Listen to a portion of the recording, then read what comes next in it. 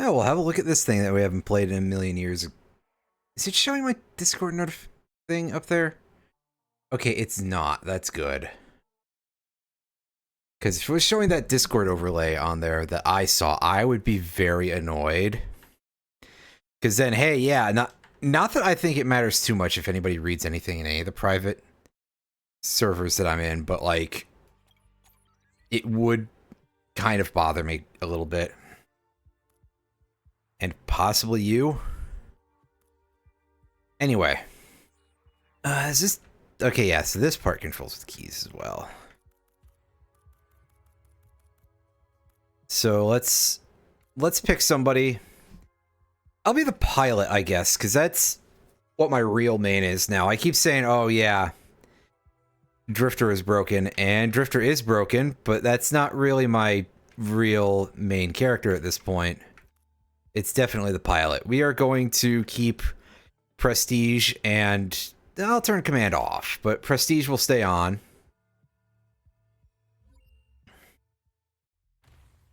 Prestige is a fun little artifact that spawns one Shrine of the Mountain every time you enter a level. Shrine of the Mountain, for those of you who do not know or do not remember, is something that was added in Risk of Rain 2, and it makes the boss harder. But it adds drops. So, the Artifact of Prestige adds one every level, and they are permanent. Which sounds great until you realize that is going to get very painful very quickly.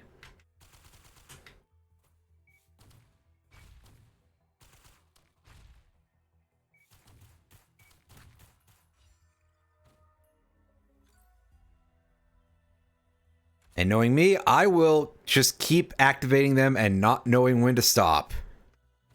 Because I can't leave well enough alone. Hey, if there's a chance for more items, then I feel like I should take it, right? Absolutely.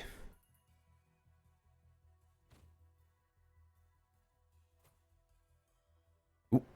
We almost missed that after several times of me screwing that up. Might be a little rusty. Only a little, though. I remember the controls, at least, this time. Still really, really sad about Risk of Rain 2. But I'm sad about, like, everything nowadays. I need to deal with the fact that I am in worse mental condition than I think I am. And to be fair, I think that most people would understand that because, like, have you looked at anything going on in the world lately? Even good news has to be tempered with the fact that things had to get that bad in the first place for them to be made good. And it's like, that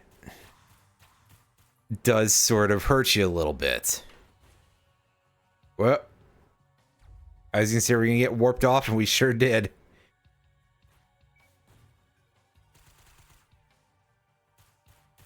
Now, thankfully, the secondary angled shot that you have targets enemies a little bit, which is great. For anything that's, like, stupidly far away. Pretty helpful. Pretty fun.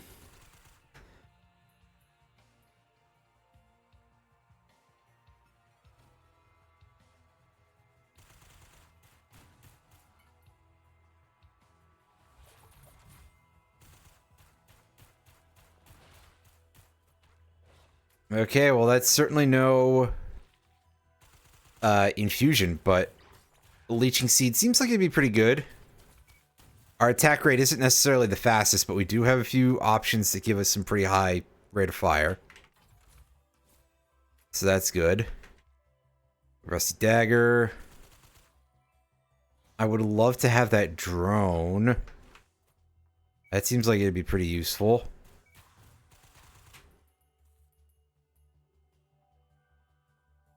Doesn't mean I'd have to wait around a little bit for a fair chunk of cash, but I think it's probably worth it.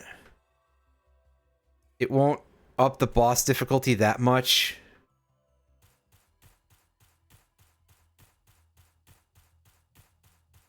Hey, can I get some more spawns, game?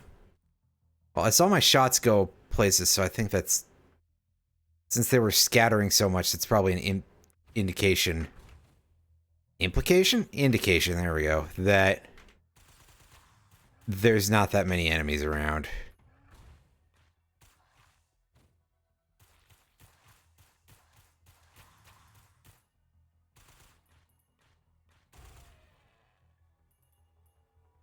Okay. I think we are now good and we can buy this thing. And then not actually see any of the other drone upgrades for the rest of the game. Because I have a bad feeling about that. But hey, I could be proven wrong. First boss could immediately drop an arms race.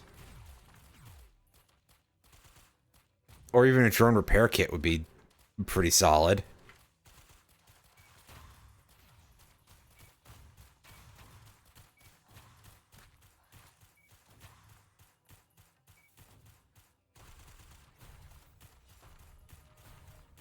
No, it's a neural and a predatory instincts, which are both pretty good. I can't be mad about those. But it's like when I've got a build that's so oriented around a few specific things, that does get a little bit nervous when they don't show up. Because you never know when they will. I could just turn on the command artifact, I guess, but I decided not to for this run.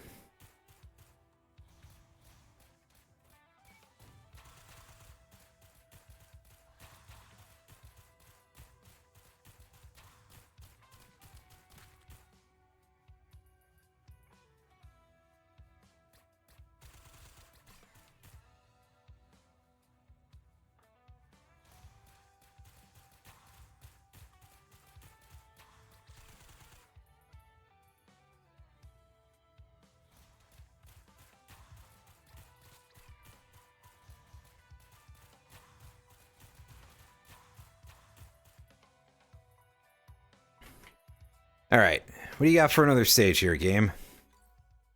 Ah, yes, this one. I think most of these maps are pretty similar. They're very, very, like, simply horizontal layout. Oh, that's not an item tube. Or money tube, or whatever it is, trash can thing. I usually call it a trash can. It just looked like one because... Why not? Because whoever designed these graphical assets is a bit of a jerk.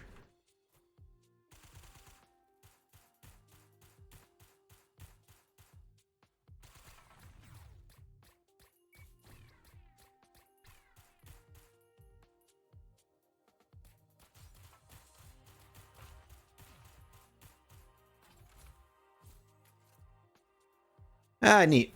A little bit of extra crit chance. And getting some free money out of those. I can't complain about that at all. Like...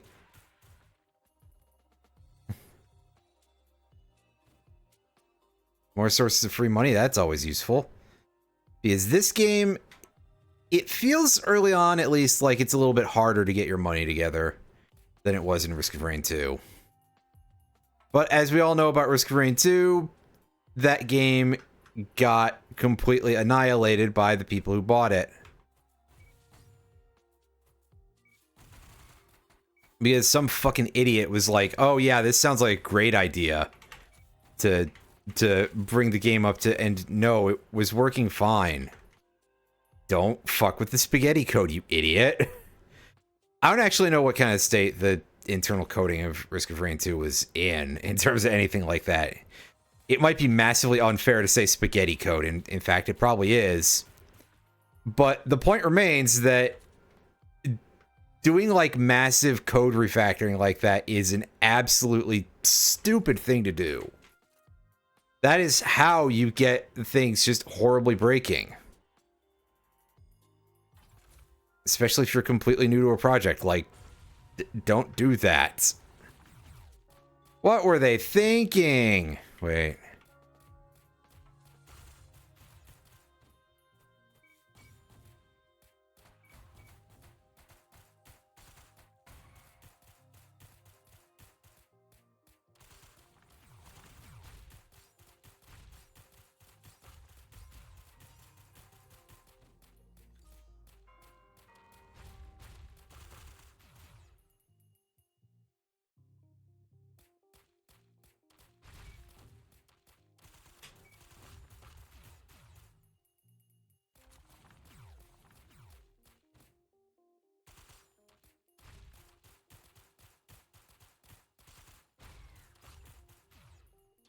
Oh, wow. That thing broke my drone in like one hit.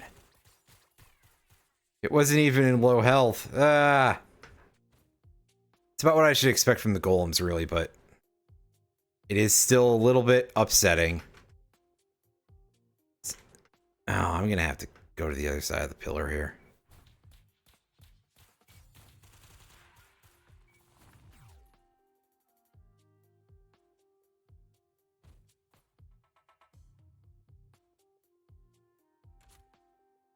Grab some cash.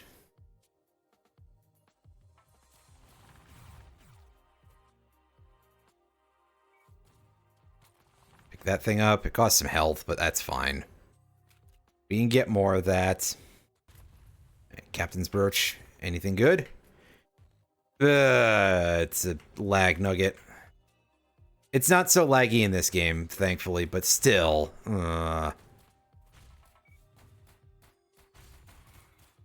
Memories of old Risk of Rain 1 just being a total mess. See, that's the one that I'd be like, yeah, okay, Gearbox, you decide to like completely refactor this code. I get you. Okay, fair enough. Unfortunately, they were like, hey, yeah, you know what? Risk of Rain 2, that's what we need to... And instead, we're going to get Hope to just port Risk of Rain 1.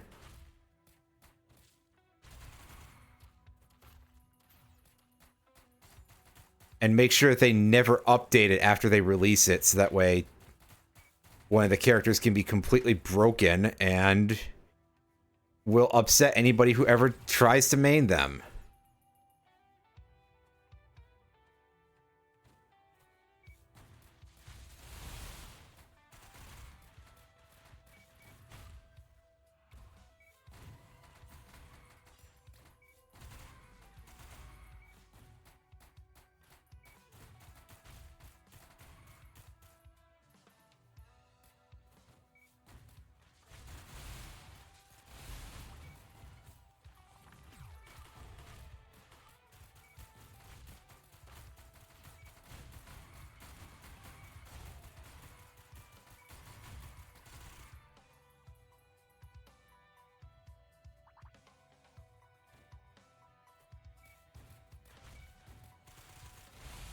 Alright, just keep steadily eating these guys.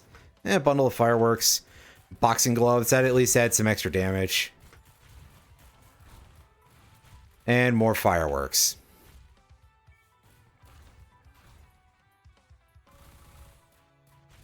Well, that at least lets me do something with this. Oh, hey, look, a third bundle of fireworks for this map. Wow, okay. Sure.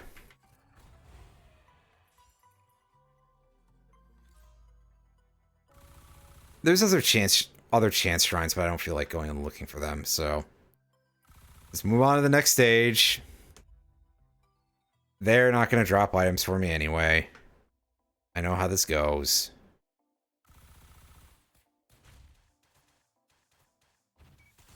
Alright, fight the Acrid real quick. This guy's usually pretty easy. Hey, arms race. Yes, there we go. That is pretty good. Could use that drone kit if I can find it, because that will give us another free drone. And then we'll be rocking something resembling an actual army. I'm so glad they buffed the hell out of the drone repair kit in this game. It was so bad originally, just completely worthless. And then they were like, hey, what if we decide to make this thing actually do something? So at the very least, there were a few brains involved with this remaster, but unfortunately, it's never going to get updated. They're never going to fix the bugs. And Randy Pritchford can suck a tailpipe.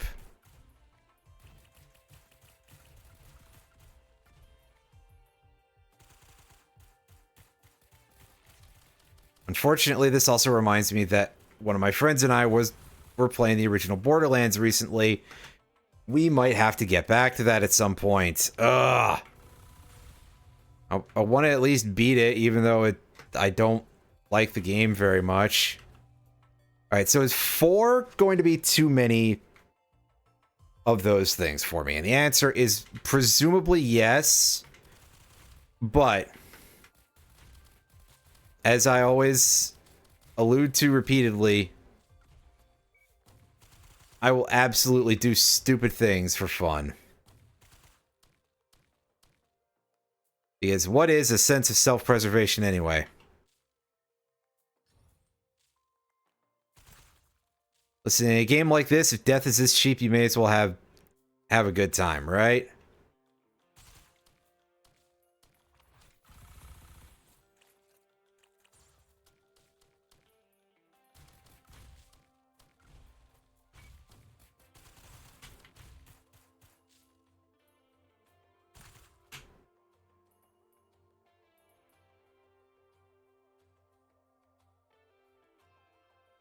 In the immortal words of Warren Zevon, life is cheap and death is free. This is nowhere near what he was talking about, but damn it, it's not wrong, is it?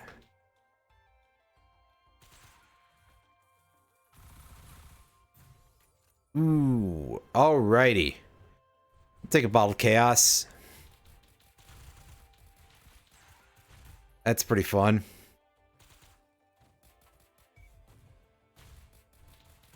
And in this game, there's no fucking volcanic egg to ruin your entire everything when you just press your equipment. There's also no gesture of the drowned in order to like really combo with this. But you know, the sacrifices we make.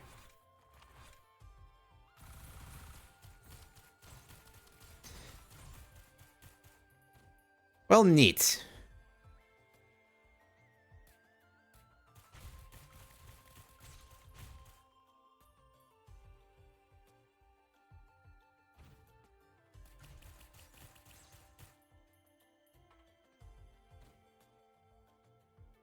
eBay just sent me a 10th anniversary special coupon. That's a little horse shit. I know eBay's been around for longer than that.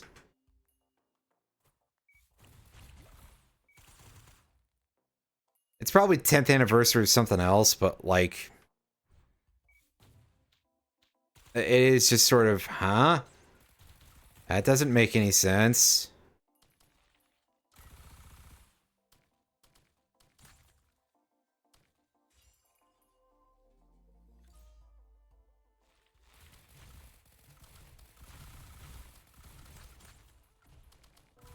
Oh yeah, this is probably way too many of these.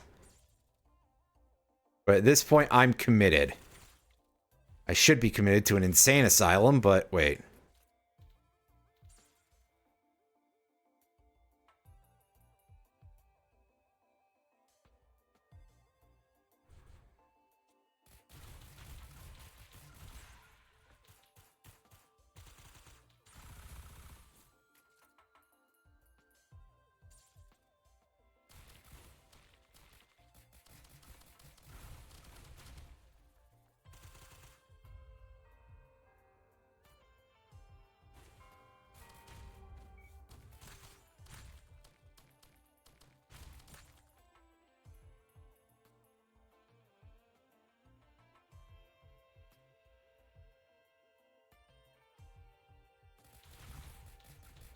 Excuse me.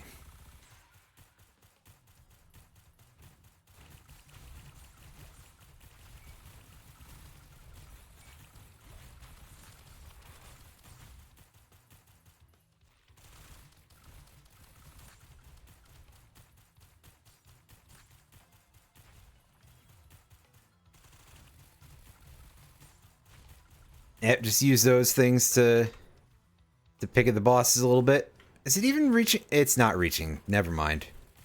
Well...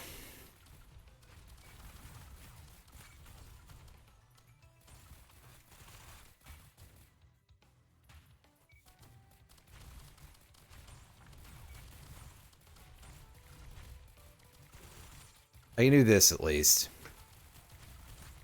And tag the one down here.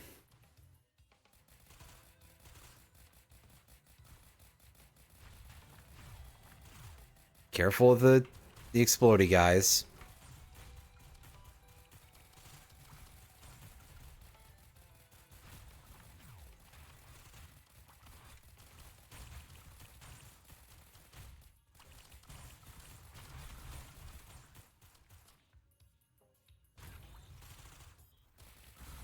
Hey, my drone's got a buff.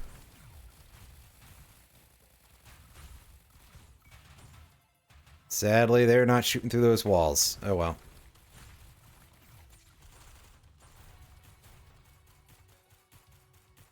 Ooh, were there multiple over there?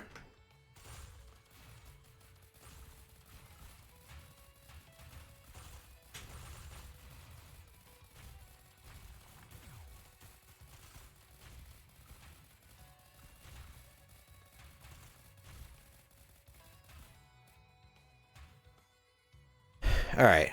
Let's go over here. Let's go around.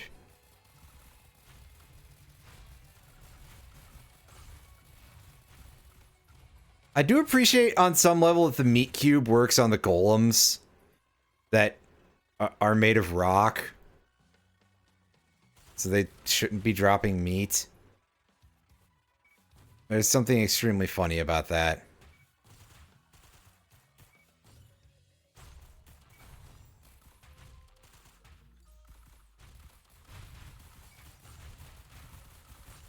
Ooh, alright, got a knurl. Ah, one of my drones died. I think my melee dude also bit it, unfortunately. But hey, there's some items there.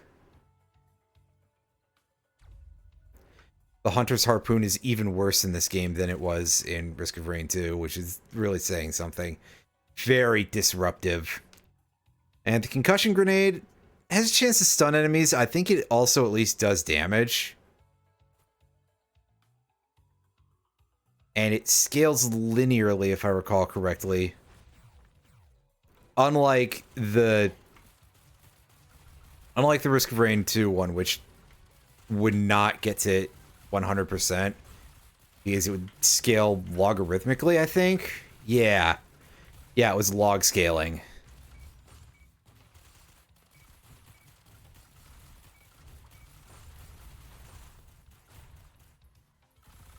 All right. Take all of these. And I'll take the roller skates. Well, we've survived this level of stupidity. Perhaps we should move on even higher, huh? In terms of our number of shrines that we've hit. I'm willing to do it.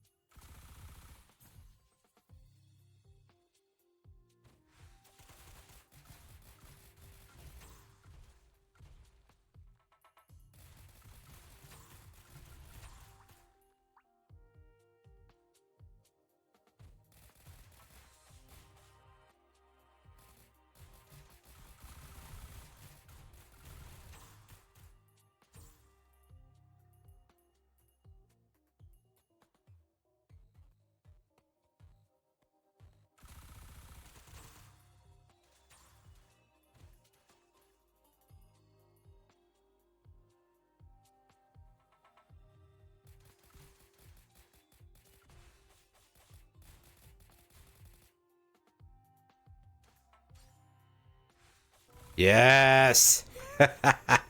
Yes! This is such a stupid fucking idea. It's alright. I'm not really sure that I'm even trying to succeed anymore. I just want to do whatever's funniest. And you better believe that that's funniest. That was a shot that actually I would normally have a little bit of pause over. But I'm at such a point right now where the infusion is obviously the best bet. Like, I didn't have one. And as much as the other thing would be other things would be nice, the ukulele, the rockets, I know what I'm about. And I'm using like a character who's basically made of paper and spit and hope. defensively, so...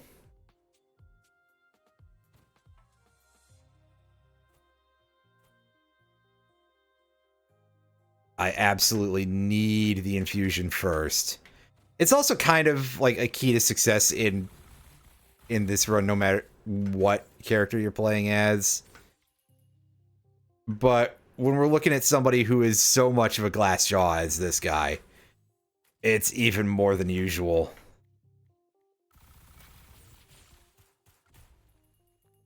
Yeah, give me that free HP buff there, game. Thank you.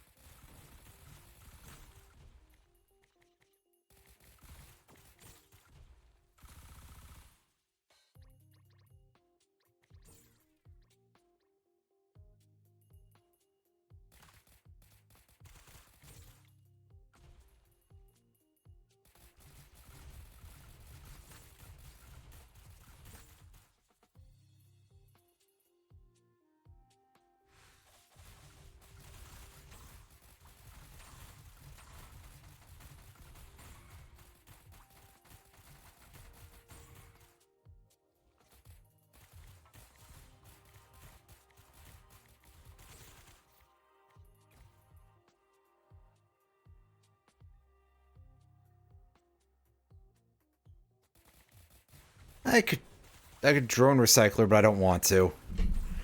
Just the fact that it's there as an option, though, I guess, is nice. Ish.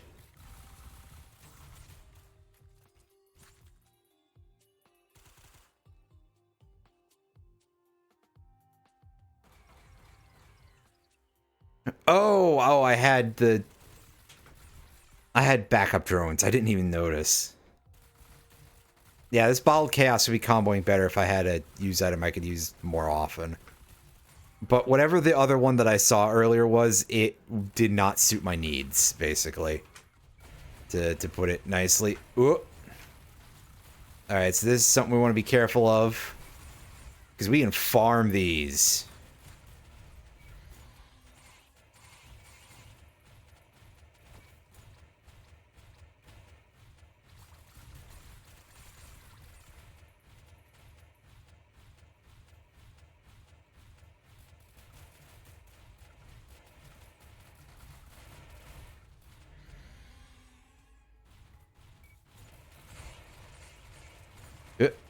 Alright. Get up here.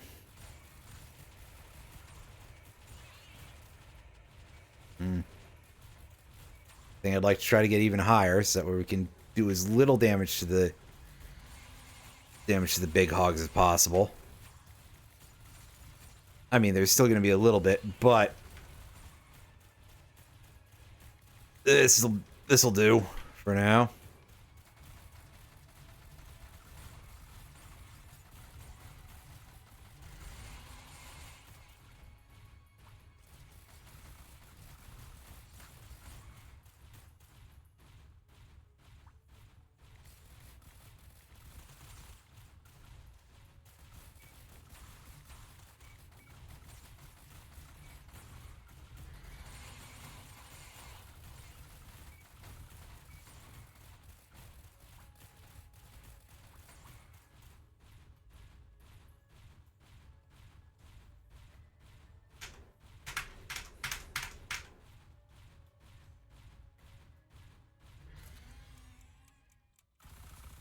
Eh?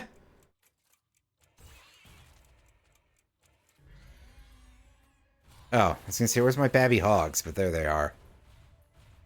Time freeze fucked things up. That's about what I would expect, really. Oh, I see. This eBay coupon is for a specific merchant.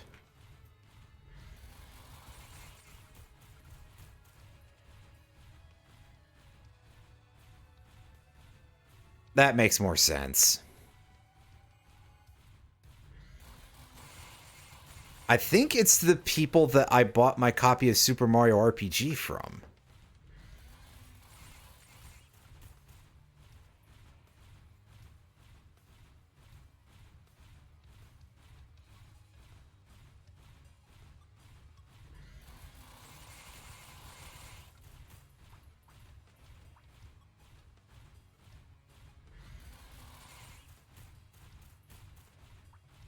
All right, just let the boss hogs die slowly from the residual of me killing the little baby pigs, I guess. And otherwise, just sit here and farm some extra health.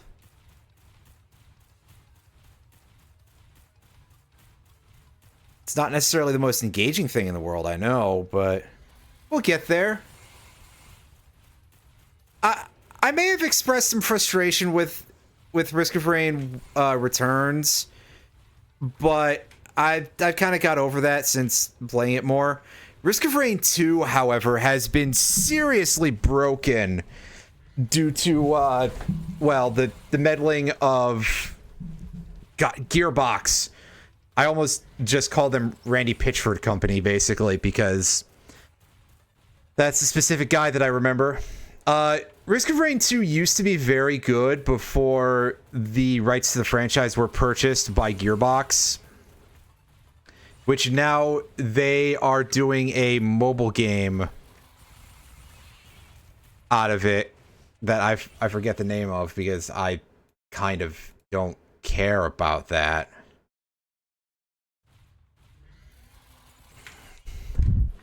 And they did some code refactoring on Risk of Rain 2, which basically has just made it function worse overall.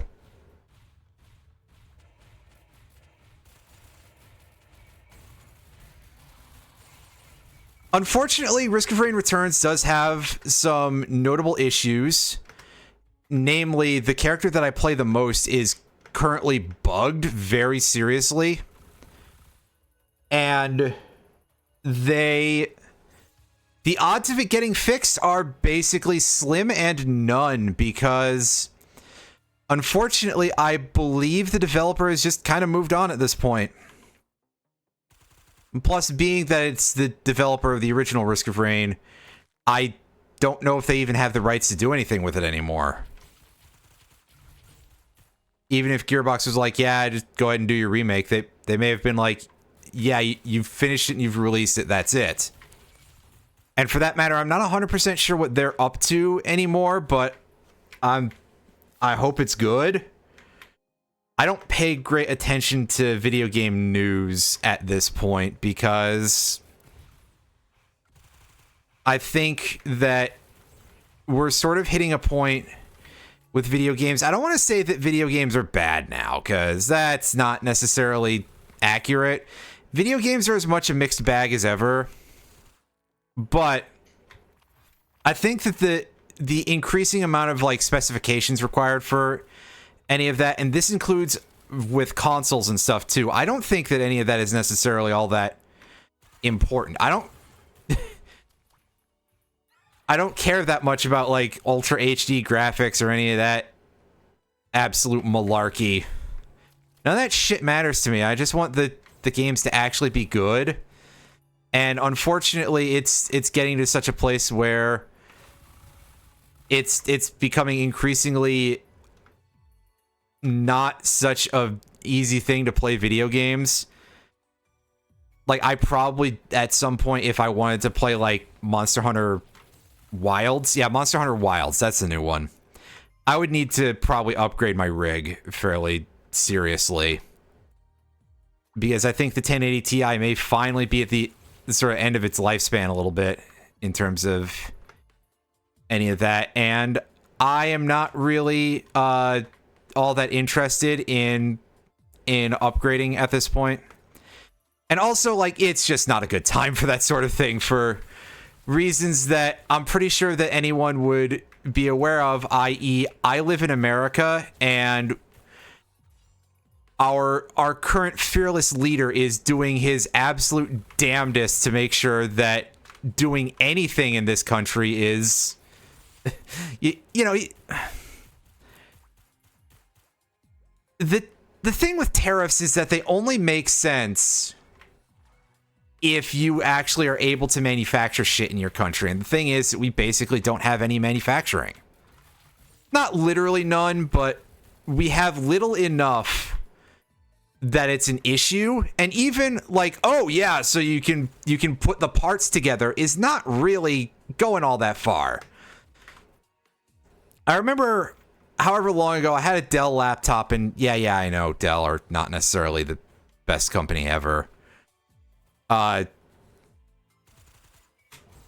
they're very adamant about it being assembled in the USA, and like, okay, that's cool, but you got all the parts from China, didn't you? Which isn't specifically like a, hey, yeah, you know, China manufacturing is bad. It's most stuff is made in China, even the good quality stuff.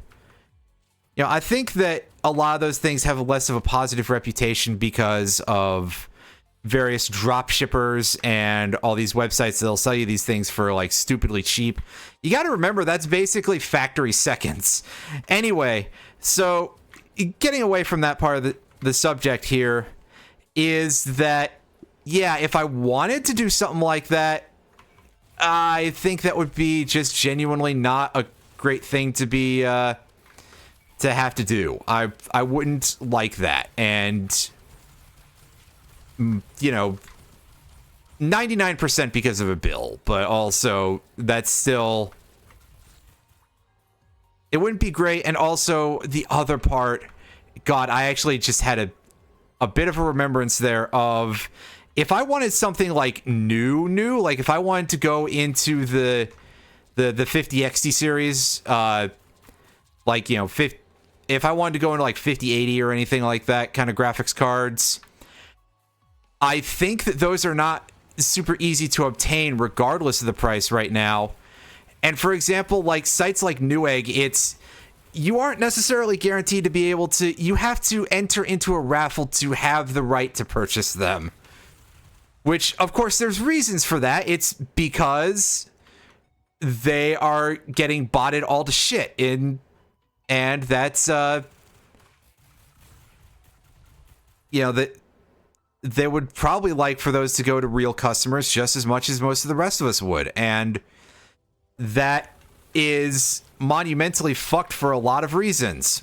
But regardless, it wouldn't really be all that plausible for me. Missing ROPs on those, well, that's great job, guys, is all I can say about that. Ugh. The tech industry is probably like eating itself right now too anyway, so suppose I should not be super surprised. Still quite disappointing to hear that quality control seems to be not at a peak.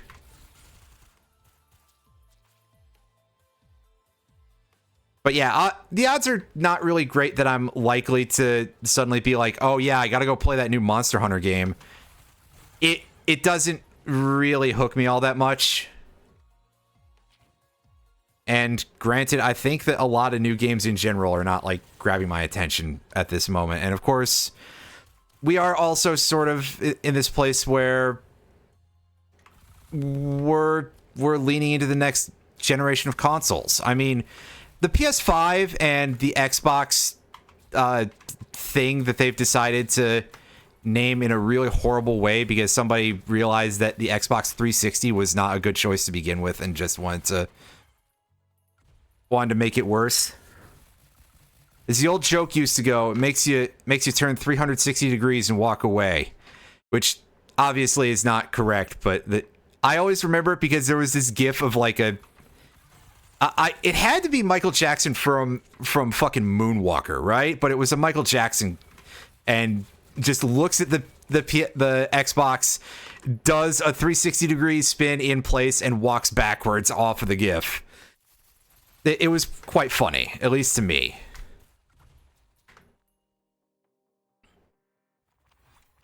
Anyhow, yeah, so those have been out for a while. The Switch 2 is upcoming.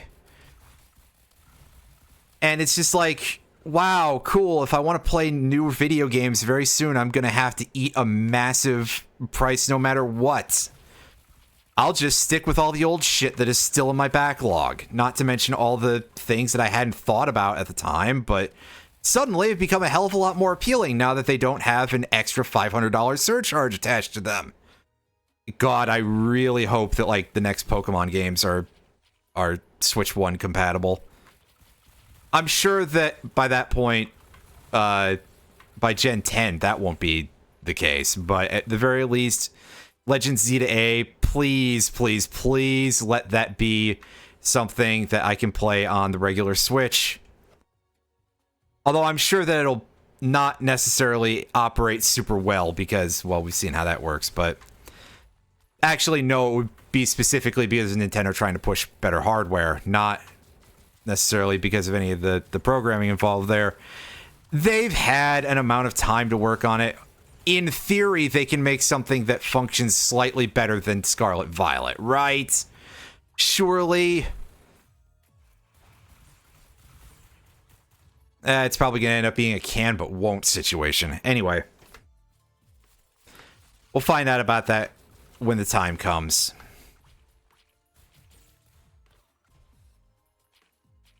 It's alright, there's plenty of stuff still for me to play on a lot of the older machines. I wonder if Xbox 360 emulation works in any halfway decent level yet.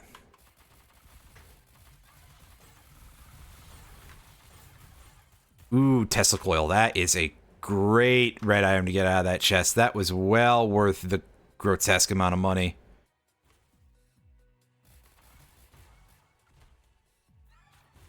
And on top of that, there's just some games I can just play basically into perpetuity, like this one. This is one of those games where it doesn't really end as such, and it stays fun.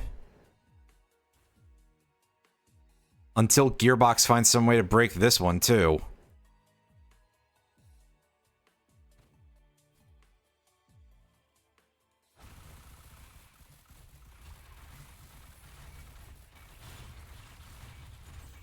Uh-oh.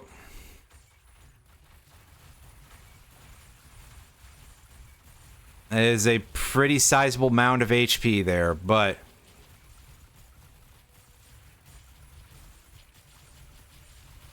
this should be a workable setup to, I guess, farm these guys. I don't know how much I really need to farm large amounts of max HP because we're already doing pretty good in that department, but just in case. It's probably more going to be the money that I'll need in order to afford repairing all of my drones. Eesh.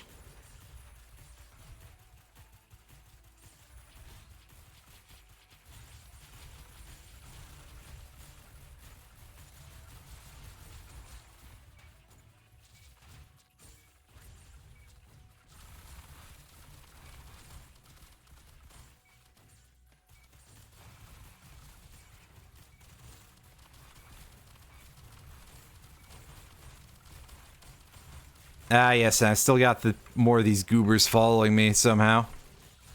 Absolutely incredible.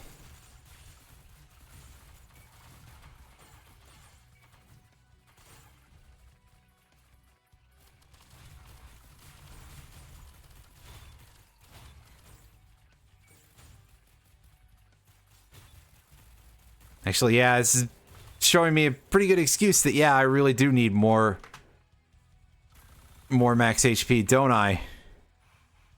Now that I'm at like half.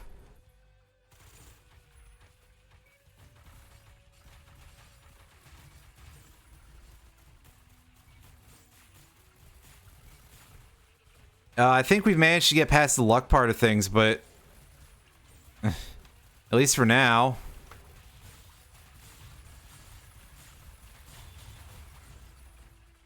I just need to know my limits.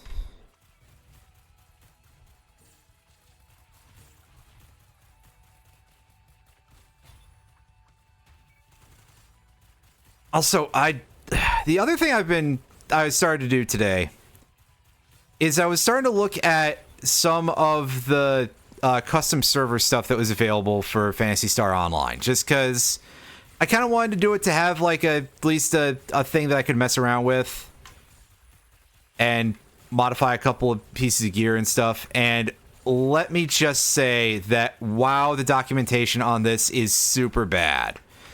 And also just that there's a lot of absolutely awful design in terms of how some of the stuff is handled, at least for the perspective of what I want. I mean, I'm sure it made sense in the finished product, but like a lot of abilities and stuff are specifically locked to where things are located in terms of in the code of the game. So I can't really move them around inside of any of the lists or anything, and certain items are just like bracketed off in certain ways, which is just all very, very unfortunate. But I can do some stuff decently well with it. It's just that, oh boy, if I really wanted to go incredibly hard on customizing certain things the way that I would like to, I don't think it's going to be anywhere near as possible as all that. But also part of that does deal with the fact that like certain things that are used for a lot of the custom servers are not widely available. Like any of the expanded item files, I'd have to either figure out a way to do that myself or hope that somebody leaked that online, which absolutely has not happened, I'm quite sure. But, and to be fair, this is mostly just like a little bit of like, hey, it would be fun to mess around with this kind of project. I'm not really in a position where I could properly run a server for very long. It would mostly just be like, hey, yeah, here's some proof of concept things that I guess I could throw it, you know, see if anybody who does run one would be interested. Or if I were to actually get like a community of people who would want to run one, then I could just, in that case, then maybe it would make sense to dig into some of the more hardware-y aspects of like being able to run your own server. But again, mostly it's just one of those things that'd be like, yeah, this would be fun to explore. Unfortunately, it is quite difficult to get a lot of that information. It involves a lot more trial and error than I like, which I guess means I just have to do some trial and error, right? Just keep seeing if you can figure out how things work.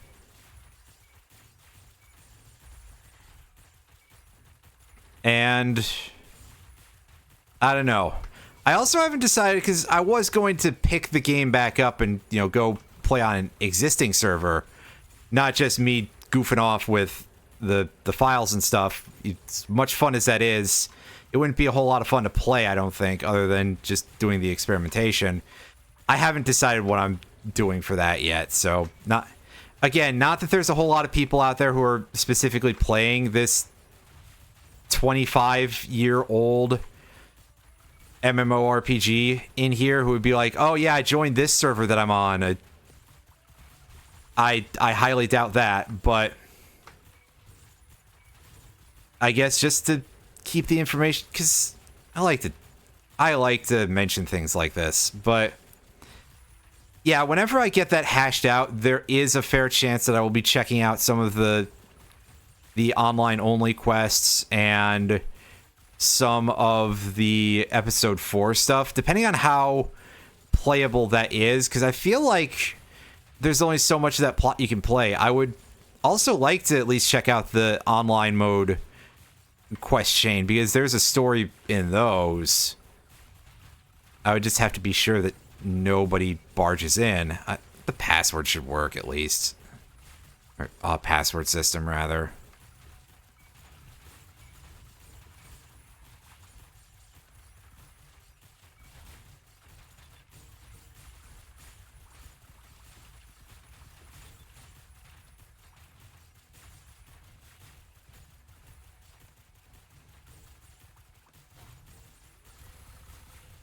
Grab that, and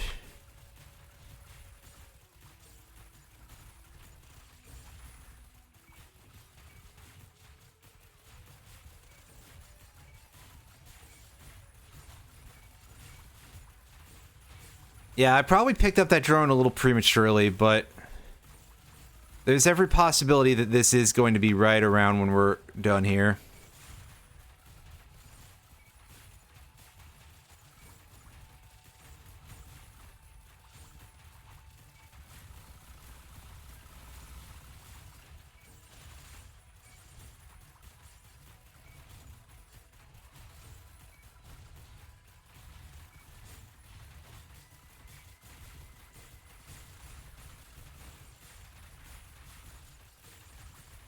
Yep, and down goes one of my drones.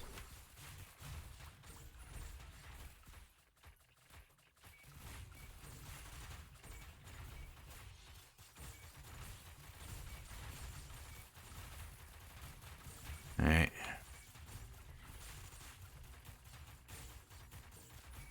Another one of my drones is at low health.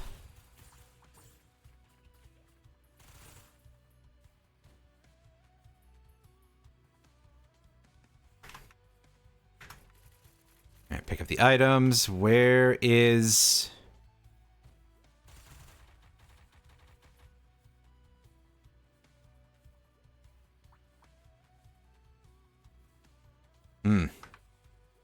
That's an awful place for that thing. Oh yeah, I gotta remember I have multi-jumps.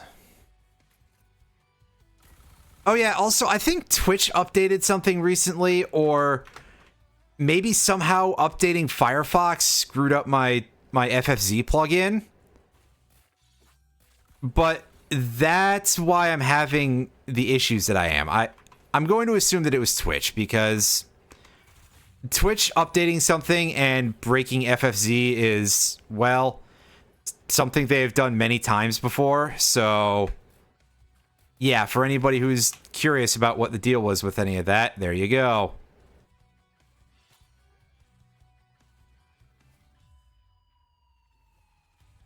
Yeah, A button to keep looping. We're basically gonna go until the game has enough of my shit and just offs me.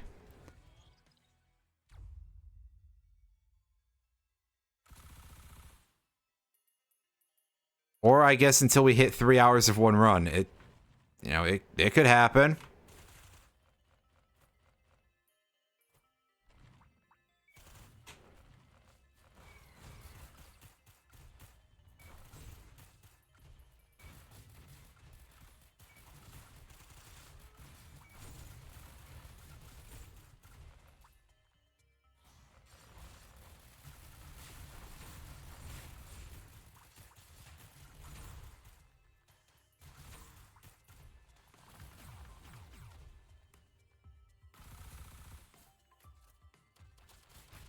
Yeah, I think I have more than enough war banners at this point, but alright, game. You're the boss.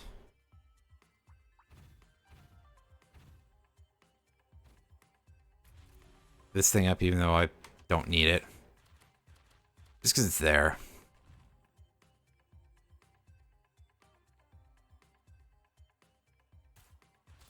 Yeah, that's pretty much is. Yeah, good old Gutsman's ass. And Twitch is operating as you would expect them to.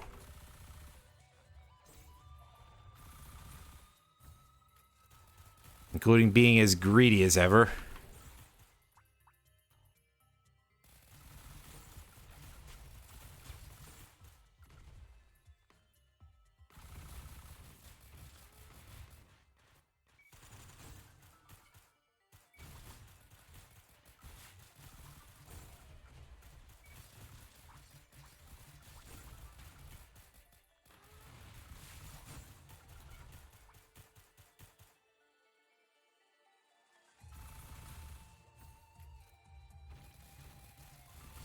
Oh yeah, I got another one of those. Hooray.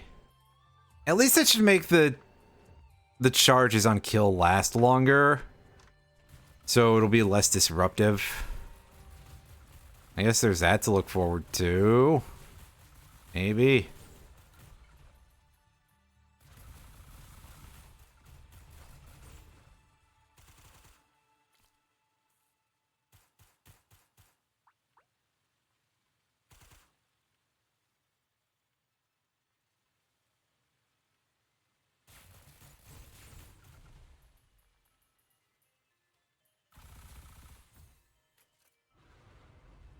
Yep.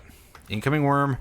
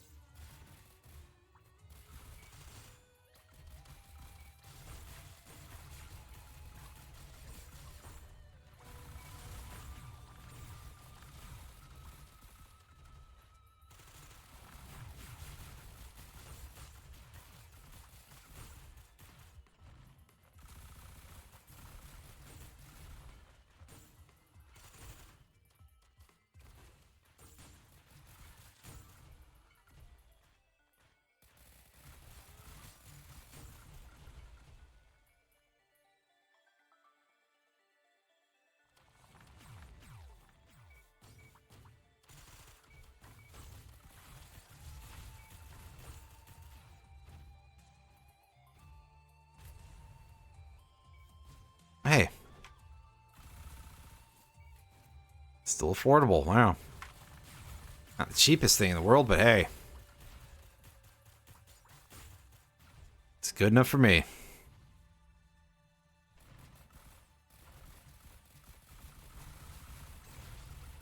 Right, well, there's our teleporter, but I want to make sure that I get all the items first.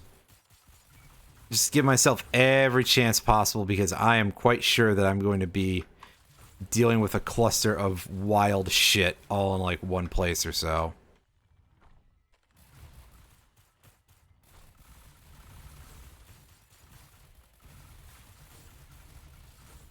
Ah, yes, head stompers. That's real helpful.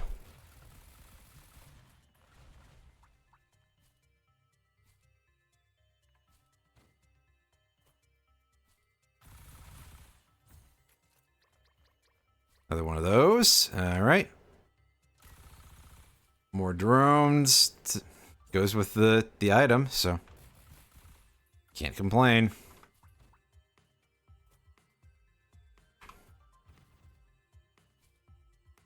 At least in theory. You know damn well that I can, and I will. Even if it is pointless.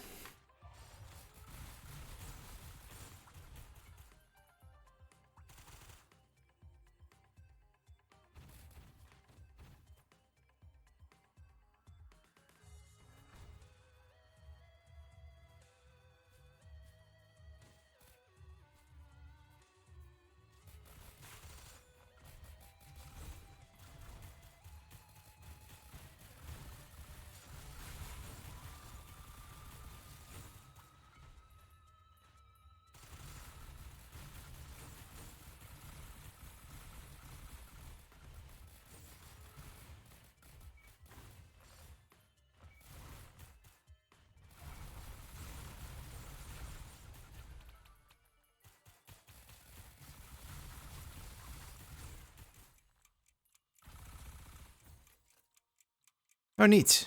Huh. That didn't appear to be the effect of a timekeeper secret, at least, so I'm not super dead. That's good.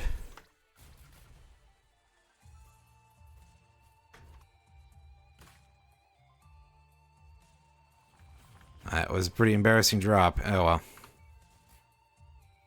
Alright. Now. Hit it. And off we go.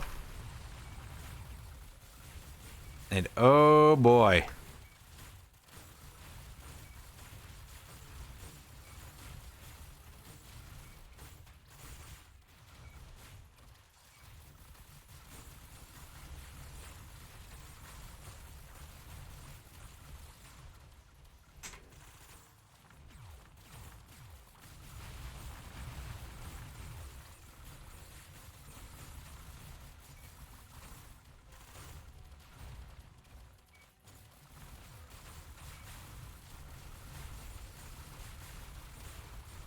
Surprised it didn't give me worms. Because that would be so much worse, which is why I would exactly expect the game to do that. Just choose the option that would suck the most. And do that to me.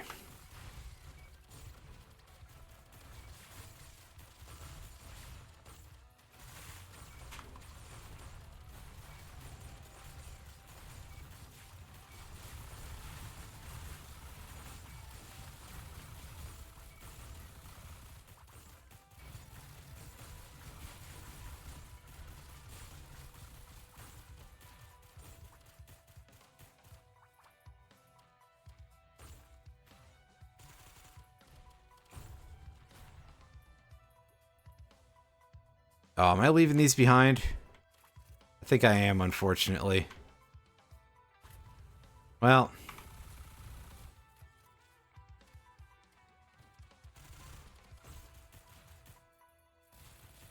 Might be a little more I can clear up before I go. Unfortunately, not by enough, so I'm down 2 drones. Oh well. And with no life savings to let me grind up money.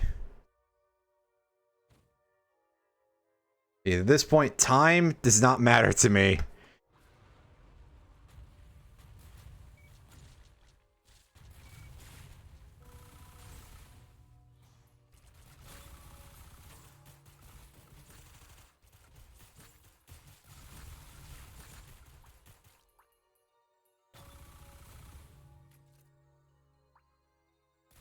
Nice. What's that? Only our second glasses or something?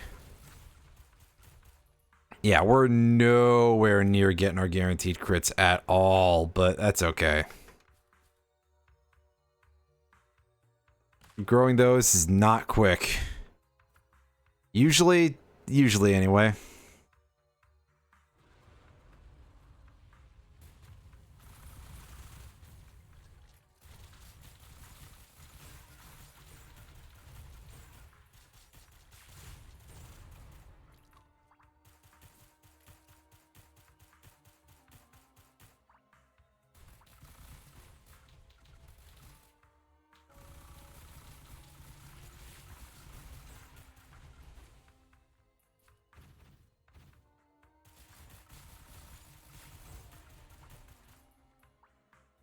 Alright, upgrade those attack drones and get the gold attack drone. Neat.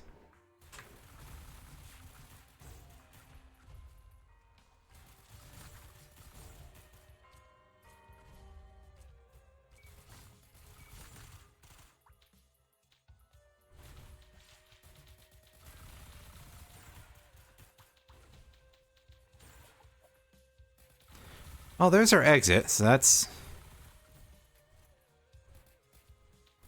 good to know.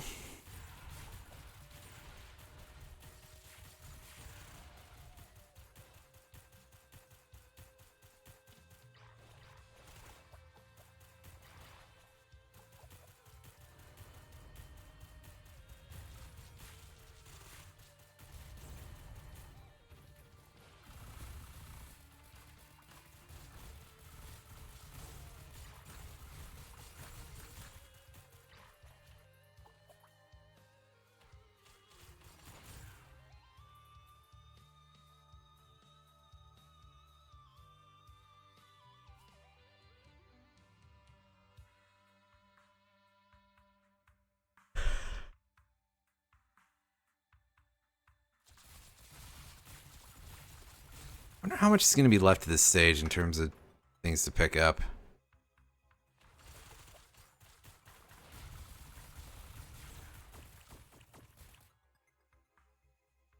There's that at least.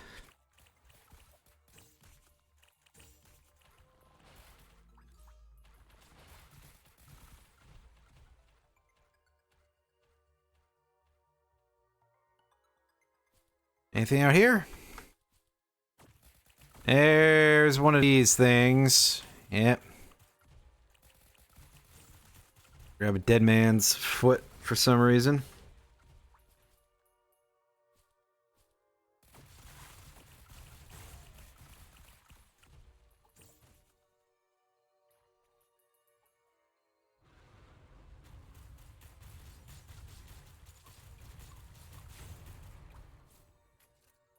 Life savings. Oh, that could have helped during the last map.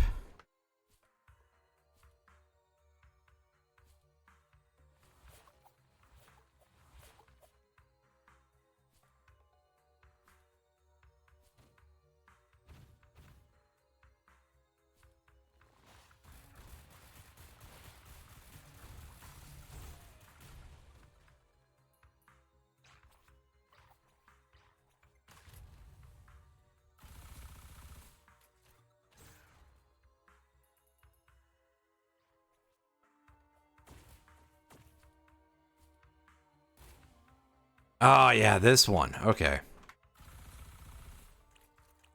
Neat, and it's a really good item. That's helpful.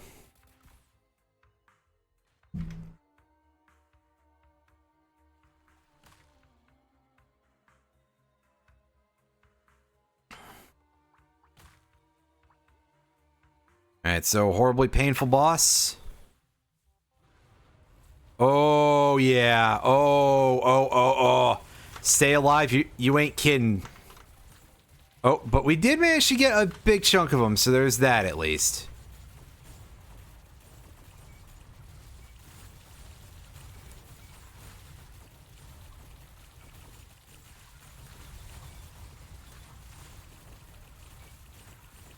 Yeah, this is the sort of thing that's in line with what I'm saying of, like, the game could tell me to fuck myself at any moment.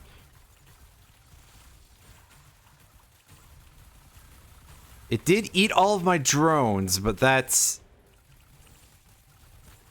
all it seems to have done.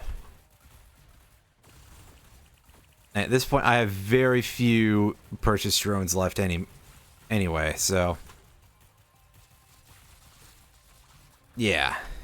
Those overloading worms are stupidly strong. There's actually a variant that's even stronger in this game, though.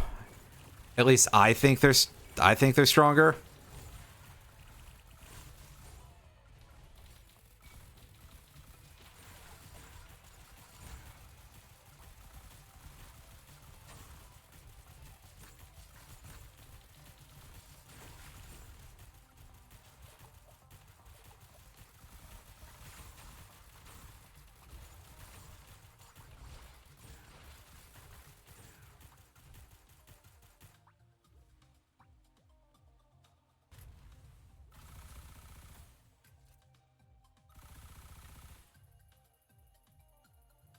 Neat, we got a timekeeper secret, so I guess at least if things go badly enough, we get a freeze effect to save our asses with.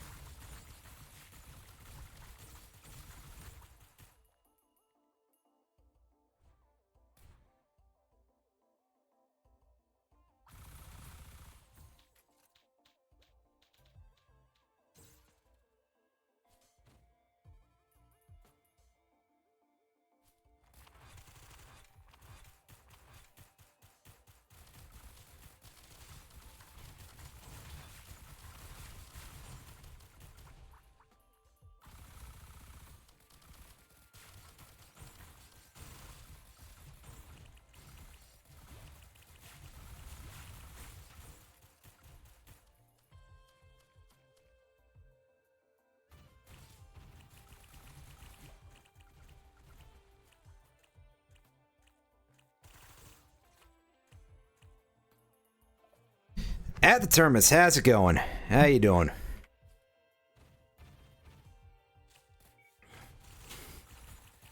We're currently, like, we're 69.5 minutes into the run. And mostly, at this point, I just want to see how long I can make the run last, because I have everything unlocked. May as well see if we can get something particularly silly to happen, right? This is one of those games where things can reach that sort of point.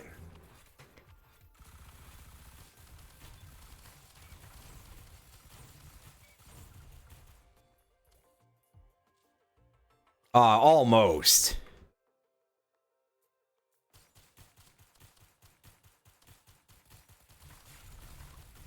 As of course now there's like... for a second there was like nothing on screen. Yeah, I mean, roguelikes, the whole idea, especially nowadays, is just like, yeah, do something incredibly stupid if you are able to. You know, hopefully the game gives you the RNG for it. And this game loves to do that for you.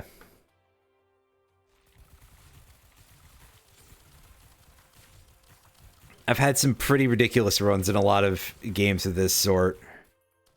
And I guess related things, like... Obviously, Vampire Survivors isn't literally the same, but I have hit runs where I've gotten to over level 1000 on that in the regular half-hour allotment. No infinite mode on or anything. Honestly, just the fact that that's a possibility is kind of silly. It's like...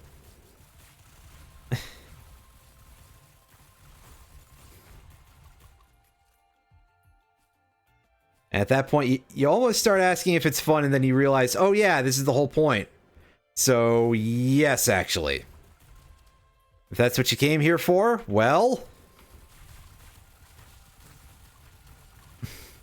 If that's what you booted up the game for, yep, absolutely.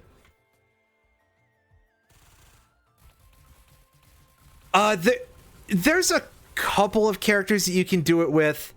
I will note, with the big asterisk here of this being using the DLC, that may have an effect because I had the Castlevania DLC. And the Castlevania level gives you a lot of opportunities to just get very large inventories as well, which makes stuff like that even easier. Plus, a lot of the Castlevania characters are genuinely kind of busted.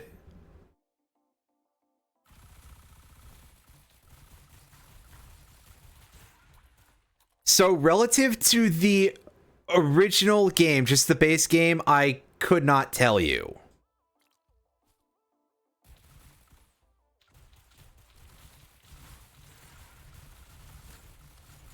Because admittedly, I am not like a super expert in it. I've just had a couple of runs where things have gotten really silly.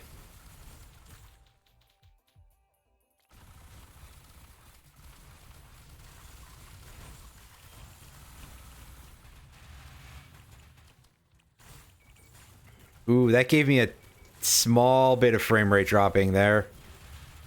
Not a ton or anything, but just enough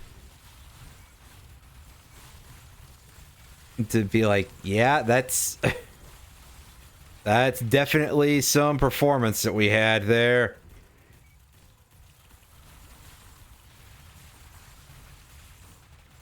And I'm losing all my drones. That's okay. That's what the money is for at this point, is just keep rebuying those drones.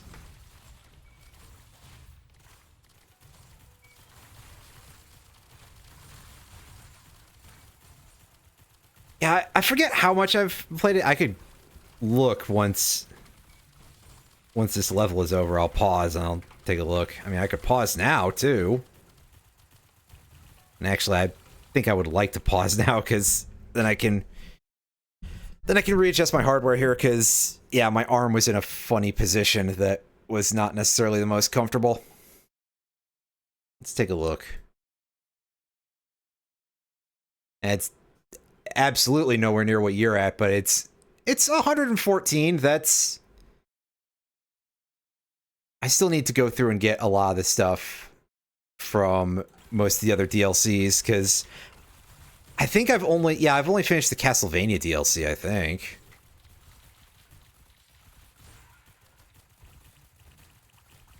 That's still kind of a lot, really. At least it feels like that's a lot of hours for any one game. To go, oh yeah, 274 hours in a single video game. Granted, I have some that are far more than that, but even then it feels like unusual. Maybe because I'm used to an era where most games were about 20 hours. Or at least that's what the magazines certainly asserted that they lasted for. I swear I had a couple of gaming magazines from like the late 90s, and they basically said everything lasted 20 hours. And I'm not sure that that's actually true.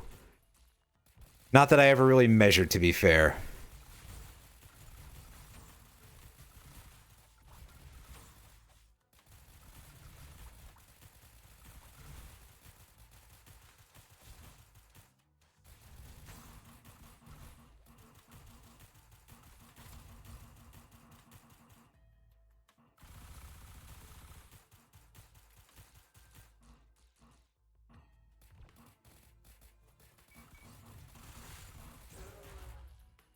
We did get a backup magazine. That's good. That's a very useful item to have on this character, although I think I'd probably just rather have cooldown reductions, but those are very rare. Wow, that's 1,332 in Space Engineers. Nice.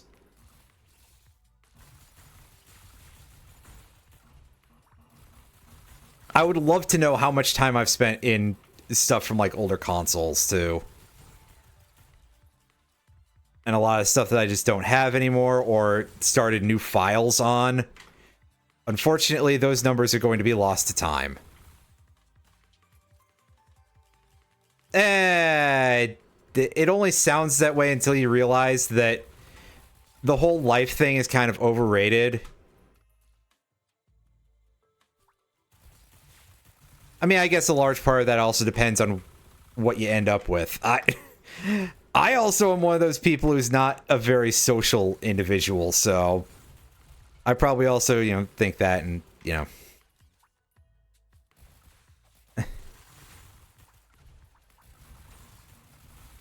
Hobbies that involve other human beings. About that.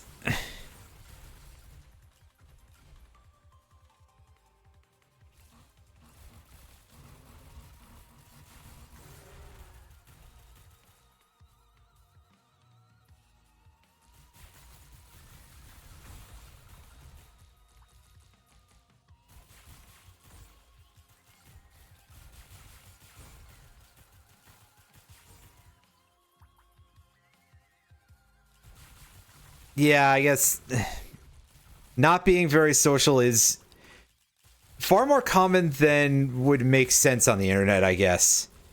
At least than I feel like it feels like it should be, but because you'd think, oh yeah, the internet inherently is a very social, and then no, actually. The internet is where you go to learn that the people that you met in real life that you thought suck, actually you could be so much worse off, but you still don't like the people that you've run into in real life.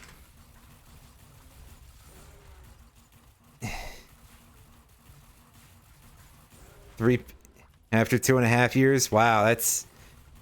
I get that, though. Let me tell you, when it comes to any sort of... any hobby, I always feel like I seem to meet people that I have some issue getting on with, but I guess... I don't want to delve too deep into that, but... That's how these things go. Am I picky, or am I just, like... just non-social? Well... yes, is the answer. Yes. Now, I forgot how much of this level I've looked at. And I'm shocked by the fact that even at 79 minutes, it feels like the amount of spawns I've gotten here are pretty low. I mean, we've got money, but maybe I was just expecting to get absolutely mobbed at this point. But not nearly as much as... that hasn't happened nearly as much as I was expecting. That hurt. That was quite painful. Oh, I see. We got a cremator here as well. That's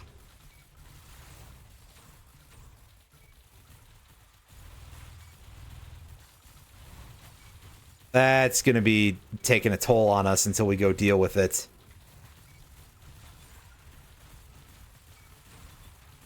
It's a good thing there's no timer on this. Otherwise, I would have failed like 5 times over by this point. Thank you, Prophet's Cape. Ooh, thank you for the... well, it's always 2 red items. Get the umbrella. And a rapid mitosis is kind of nice, because that... just nets us more items for now. Which, as if I'm going to complain about that. Oh, there's an incinerator drone. I feel like I don't see these near often enough. Alright, now, I feel like we should deal with that... I gotta go deal with that cremator first before I move on to the boss, just because they tend to be really annoying, and because they're locked to the lava pits, sometimes it's like very easy, very hard to remember to go and sweep them up afterwards. And as you can probably tell from all that dink, dink, dink, dink, they resist your damage. Plus, they can just be very hard to get at. And I don't need to be getting bombed during these boss fights more than I'm sure I already will be.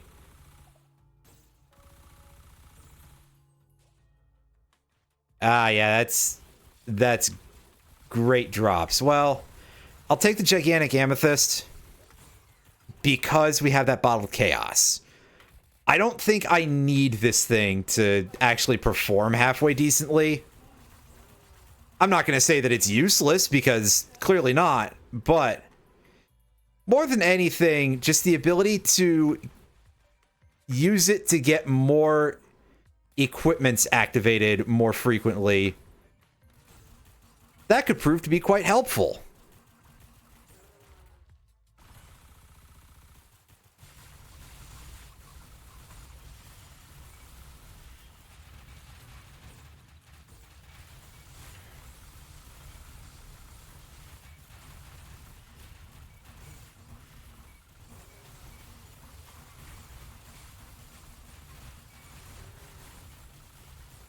Ooh, a 56 leaf clover. That is nice.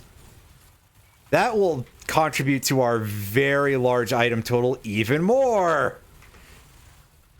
Because quite frankly, at this point, why not? Right?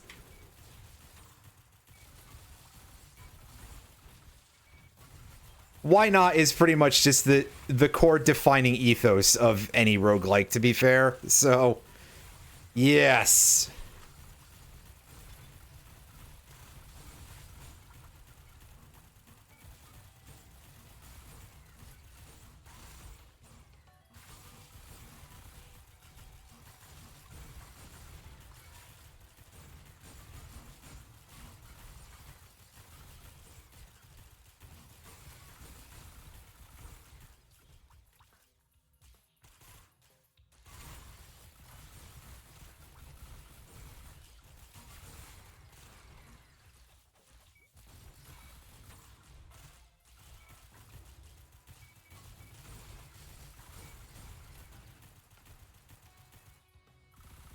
All right, and just keep looping until the game gets completely and totally sick of me. Hey, it could happen faster than you think.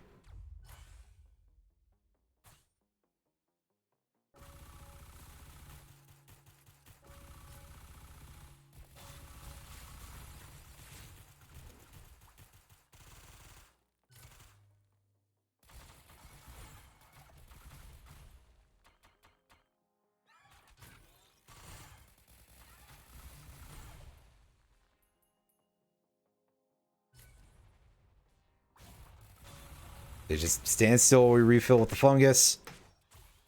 And off we go. I mean, I could take that instead if I want to. Can I get a drone kit? No, that's a meteorite. Yeah, that's definitely sort of the big roguelike feel, is just you think that you've got like the most ridiculous thing going, and then eventually the game will just be like, here is the exact thing that will cause you a problem.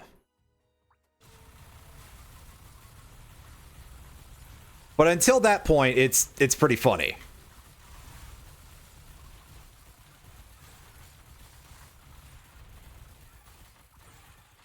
But most of these games do eventually feel like they just kind of go, yeah, I've had enough of your shit today. Get out. And you know what? Fair.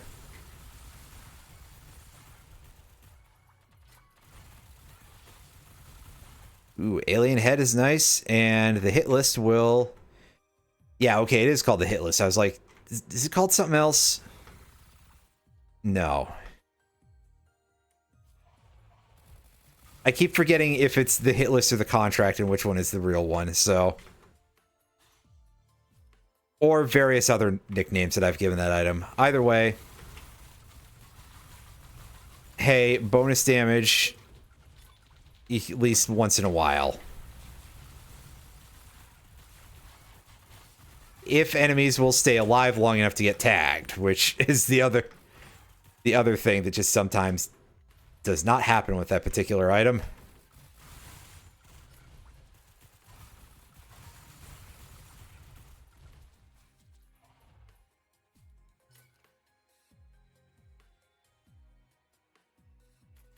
Another bottled chaos. Aegis is quite nice.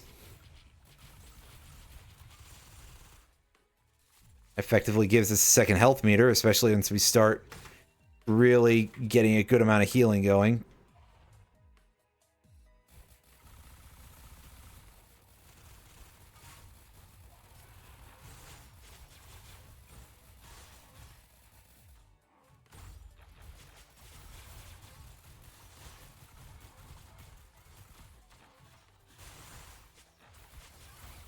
Actually, speaking of healing, I somehow haven't seen any healing drones whatsoever this entire run on stage 10. It's not necessarily impossible, it's just statistically rather unusual.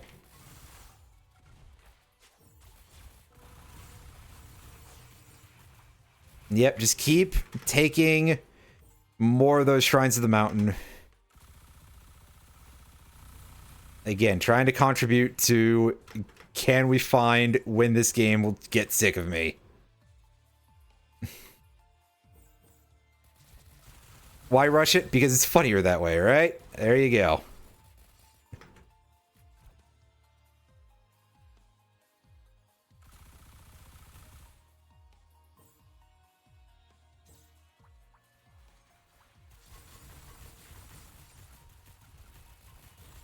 In the immortal words of Cave Johnson, science isn't about why, it's about why not.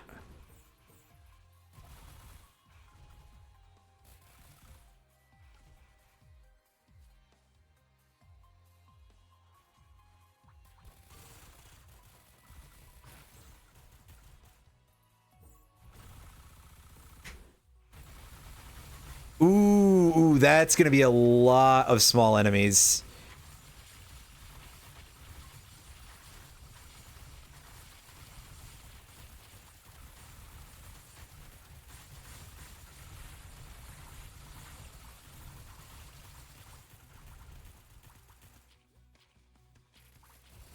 Yeah, our max HP is starting to get up there pretty well. I'm not even like trying to farm at this point, and up to 4,500 plus. All that with only one infusion. Very nice. Very nice. Although I guess this is like a 90-minute run so far, so maybe it would be weirder if I wasn't getting that to that level. And by maybe, I mean, yeah, a little.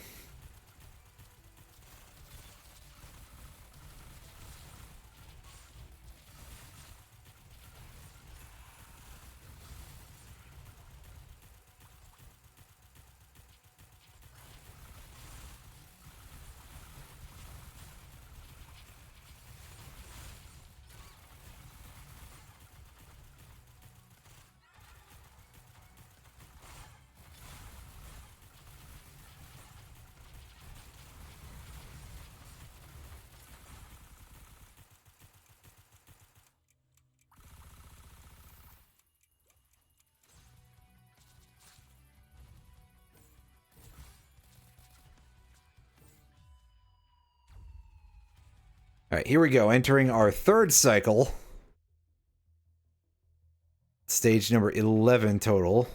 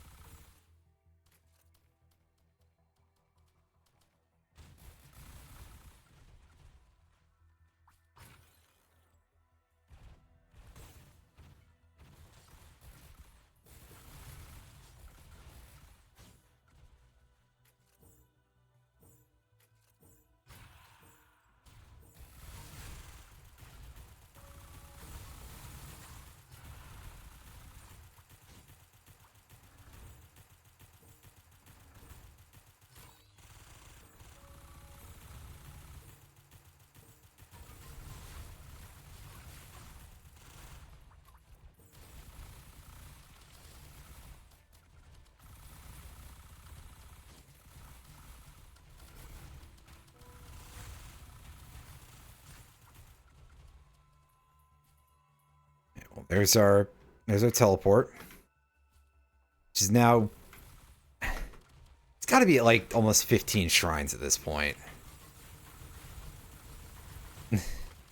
I just keep pushing my luck because the game will let me.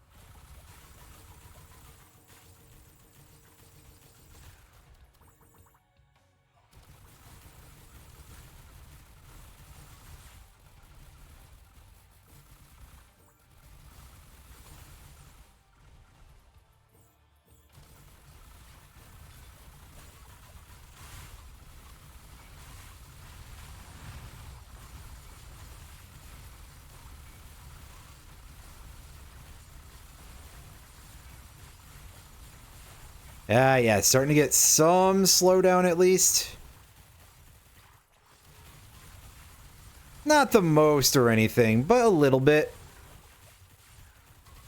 Which means that, in theory, I'm accomplishing my goal, I guess.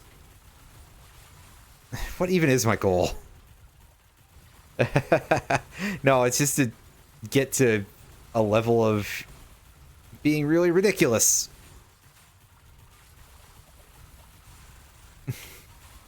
Which, to be fair, I'm already there. I guess at this point it's to see if the game does actually stop me before I hit 3 hours of stream.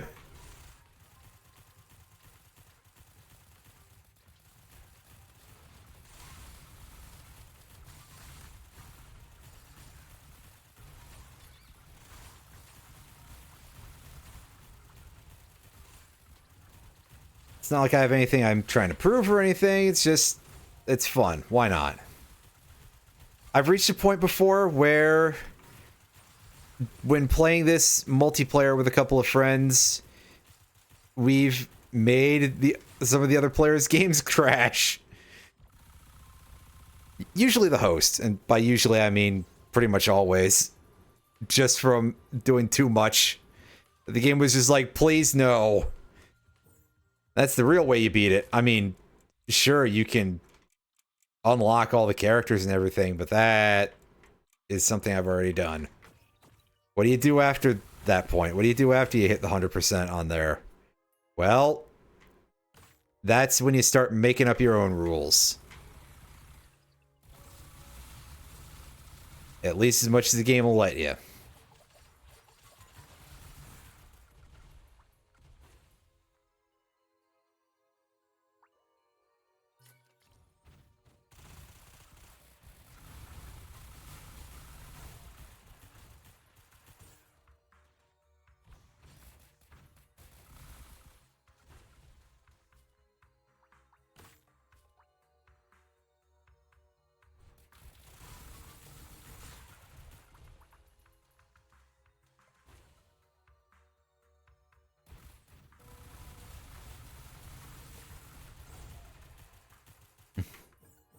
If the game reached 5 seconds or more per frame.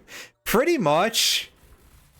That's not necessarily too far off from what the goal, I guess, is. I've gotten this game to choke a fair bit before. Again, the Risk of Rain series is excellent for that sort of thing. Because they actually generally perform really well.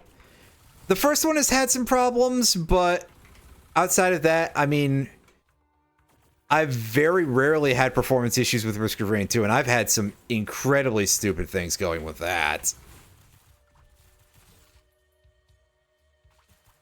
And this one as well.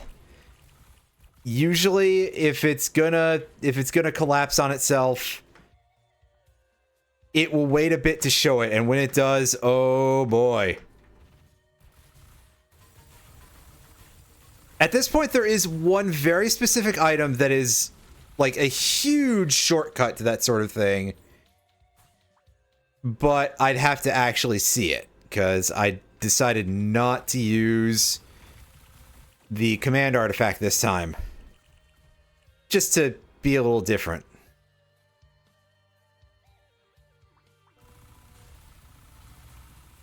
I could have command artifacted and just broke the game in half like a dry twig.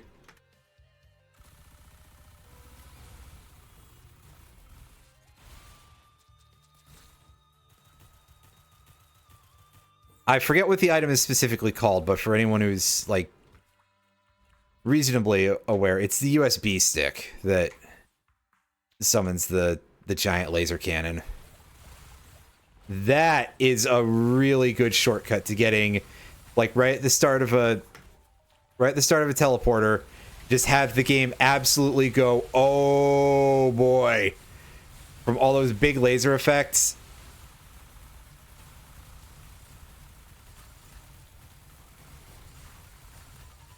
Yeah, there's that too. Why do it the easy way when I can not do it the easy way? If it ends up coming up during the run naturally, that's fine. But also, I can break most runs pretty effectively. Like the command artifact, there's no sport in it, basically, right? Well, we'll put it that way. That it's not even fair at that point. That's just the game handing you the win and everything. Maybe not literally so. Like, there would still be some RNG that could cause you some problems, but it would be significantly easier and significantly freer. And most of the bad stuff would be like the game spawning really, really horrible enemies. Like, I don't know, you get a level 2 volatile worms. Then that becomes a problem because those missile chains that they fire off are very difficult to deal with that early on. It would lag the game something fierce, I'm pretty sure, but not enough to kill it. Certainly not before it kills you.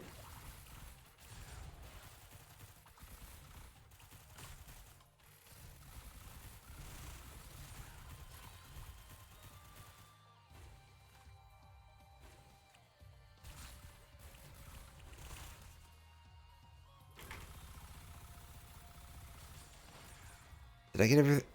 Yeah, I mean, there's a crudely drawn buddy there, but we've already got a use item, so meh.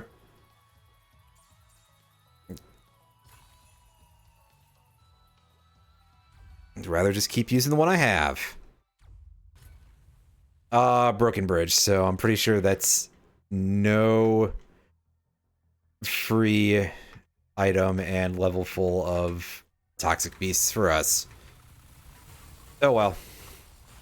Not that I need that, but it would be fun.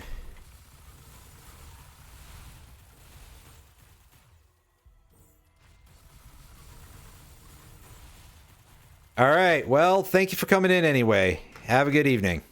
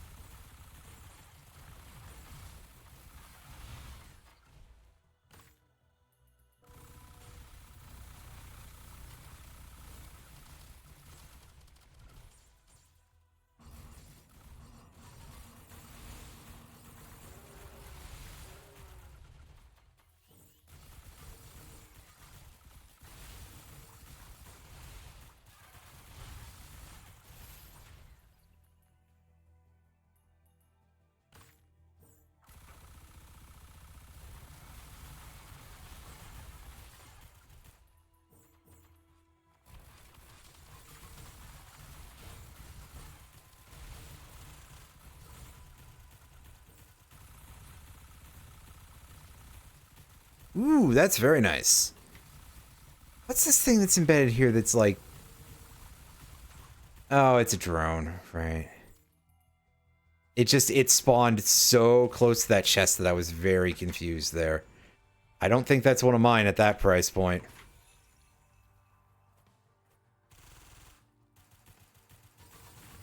At least not one that I had before.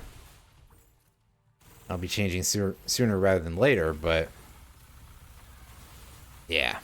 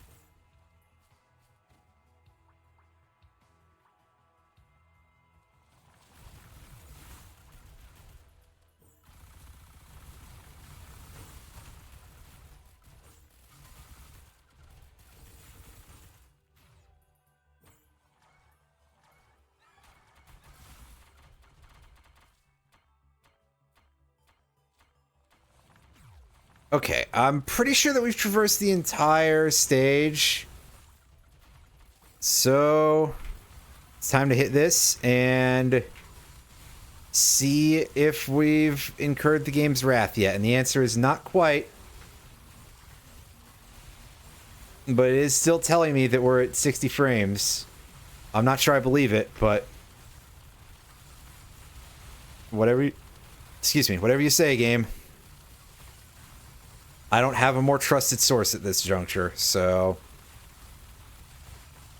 I'll have to assume that you're not being dishonest.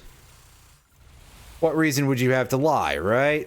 Well, maybe it's just not fully programmed the frame rate properly. Not fully programmed the frame rate indicator properly, rather. Sorry.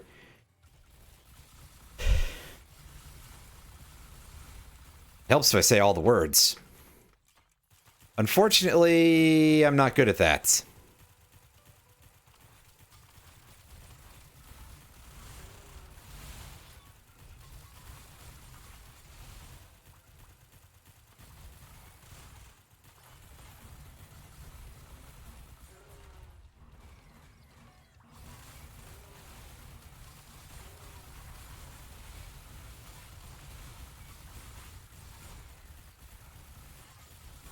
I mean, at this point, it's starting to feel like I'm gaining ground against the game, so yeah.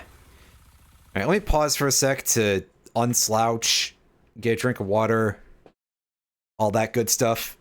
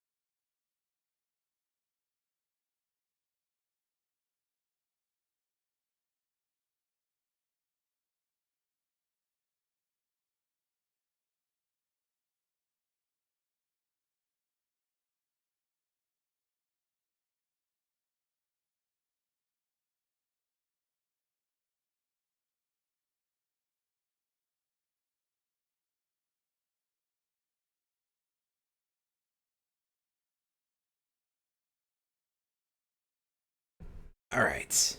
Back to it. Am I tabbed in there? There we go.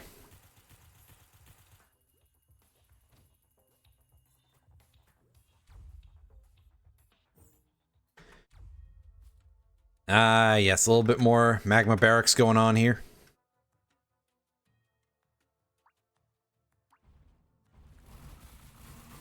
I do enjoy cremators and seeing them all the time. Aside from that other part, where I kind of don't. There are worse things to deal with, really. And I guess, truth be told, it depends very heavily on how many of them show up at any given time.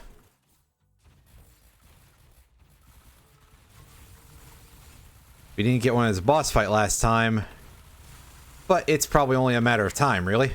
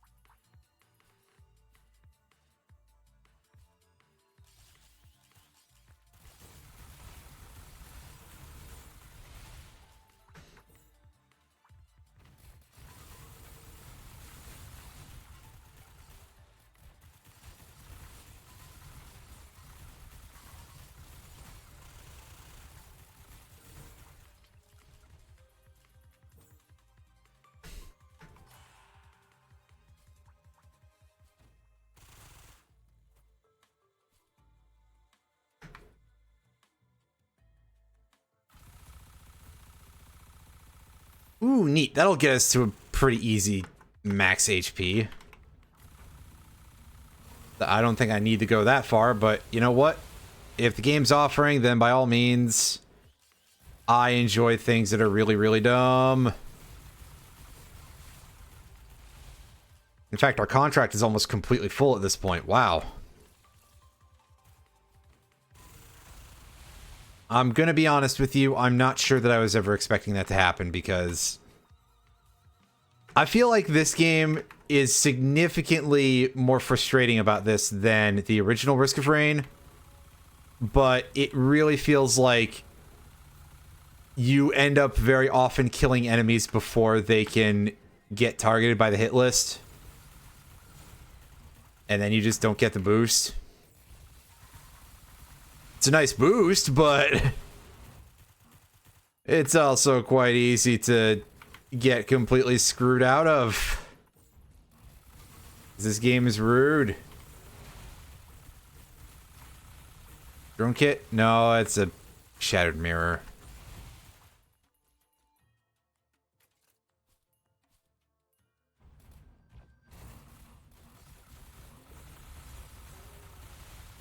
Alright, what do we get? It's just more scavengers. Just more scabbies. I am waiting for the game to give me the old massive amount of cremators. I've had it happen before, but I guess it won't be today. Well, alright then.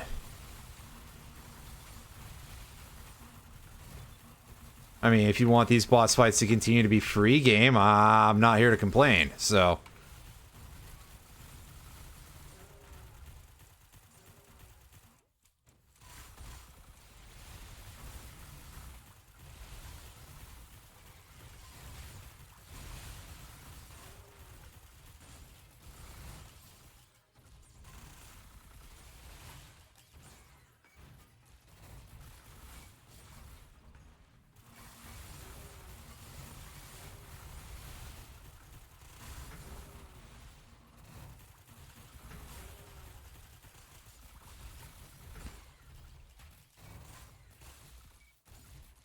God, the way I just whip around at this point from some of these things. Oh,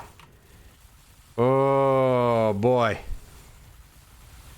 Ooh, doctor, that is causing some funny business, as I've heard it put sometimes. Ah. Crap. I just want to open the chest. I love reaching the point of uncontrollability. That's always really funny. That's always just like really top shelf stuff is when that happens.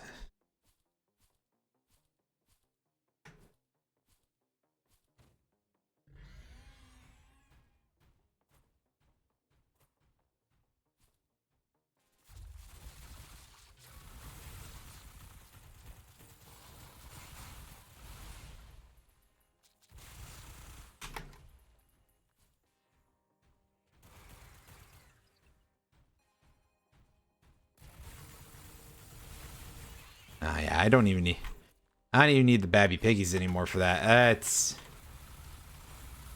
not even remotely necessary. But hey, an infusion, while we've got the imperfect duplicator, or I forget the exact name. But that means that we temporarily have 4, not even just 3. Yeah. Getting to max HP will be not very hard. How's it going? It's going pretty alright. I feel like I've reached a point, like, my goal was kind of to get the game to be done with me and to actually overtake the level of stupidity that I'm slowly building up, because I'm building pretty fast, I feel like. But I'm starting to go back to gaining ground on the...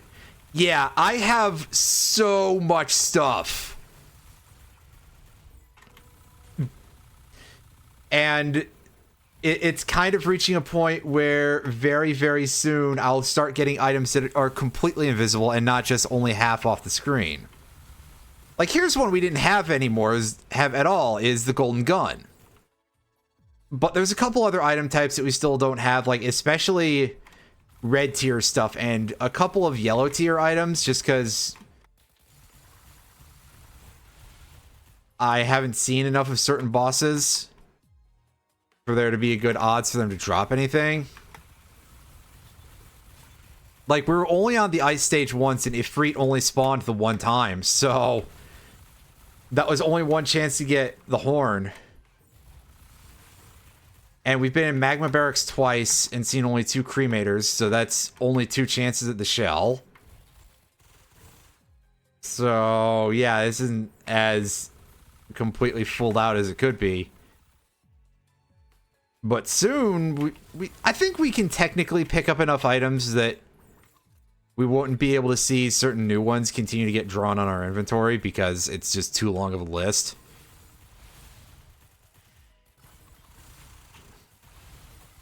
Which, I mean, I think that's funny, but...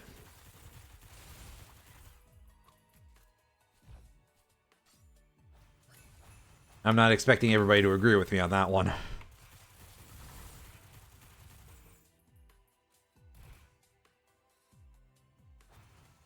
But yeah, the hope was that by about 3 hours or earlier, depending on how soon the game feels like doing it, to at least get the game to go, like, no, because I keep ramping up. I have the artifact on that causes Shrines of the Mountain to be a permanent upgrade to the boss difficulty. And with one spawning every stage, so I'm at stage 15. I think I've seen at least 20. So I was hoping it would just get so hard that either the game's frame rate would absolutely tank, if not the game, you know, just actually die, or that things would start doing enough damage total that I wouldn't be able to recoup against it. Unfortunately, that doesn't seem to be bearing out, and I guess making things a little bit more complicated for the game trying to stop me is the fact that it fed me the umbrella item, which makes me immune to damage for a little bit at the start of a boss teleporter. I'm not going to suddenly tank my playstyle to force the loss. That would be silly. That's unearned on my part. And on the game's part, for that matter, but mostly my part, because that's kind of it, is, you know, that, like one of those Last Act of Defiance posters, right?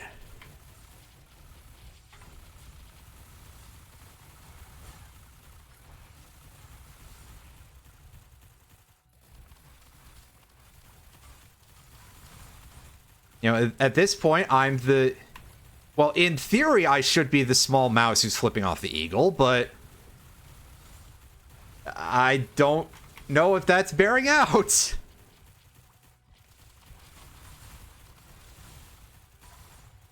It's alright, if I wanted to make something really upset, I could have loaded up Crab Champions and seen if my hardware would start crying. It would mostly be my graphics card, I think.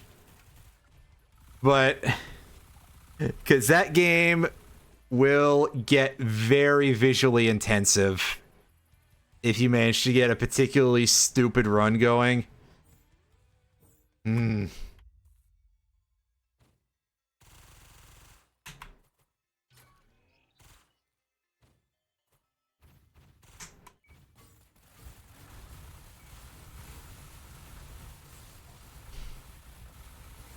Well, yeah, but I'm not quite looking for that. At least not today.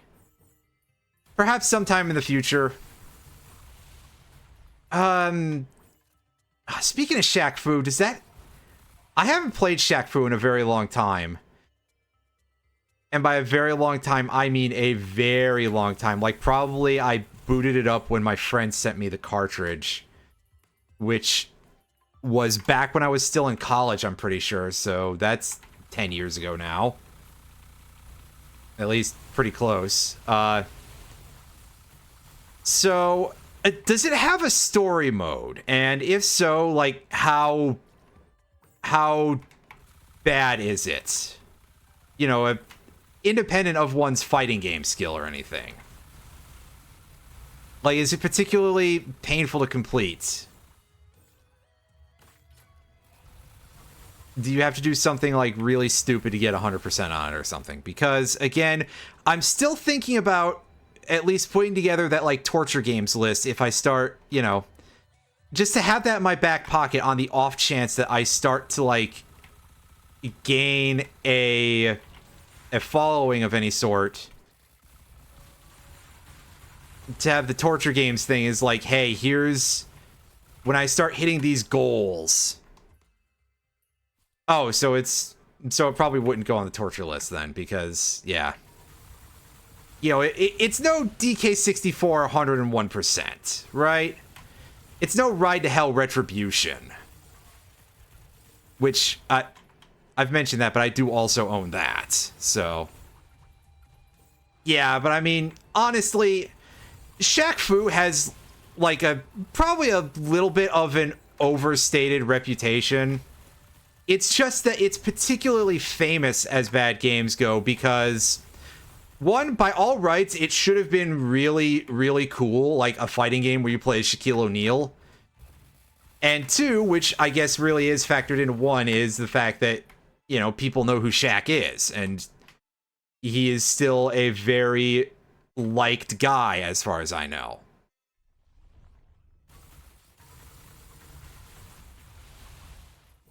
I know that there are significantly worse fighting games out there. I've probably played worse fighting games than that, really.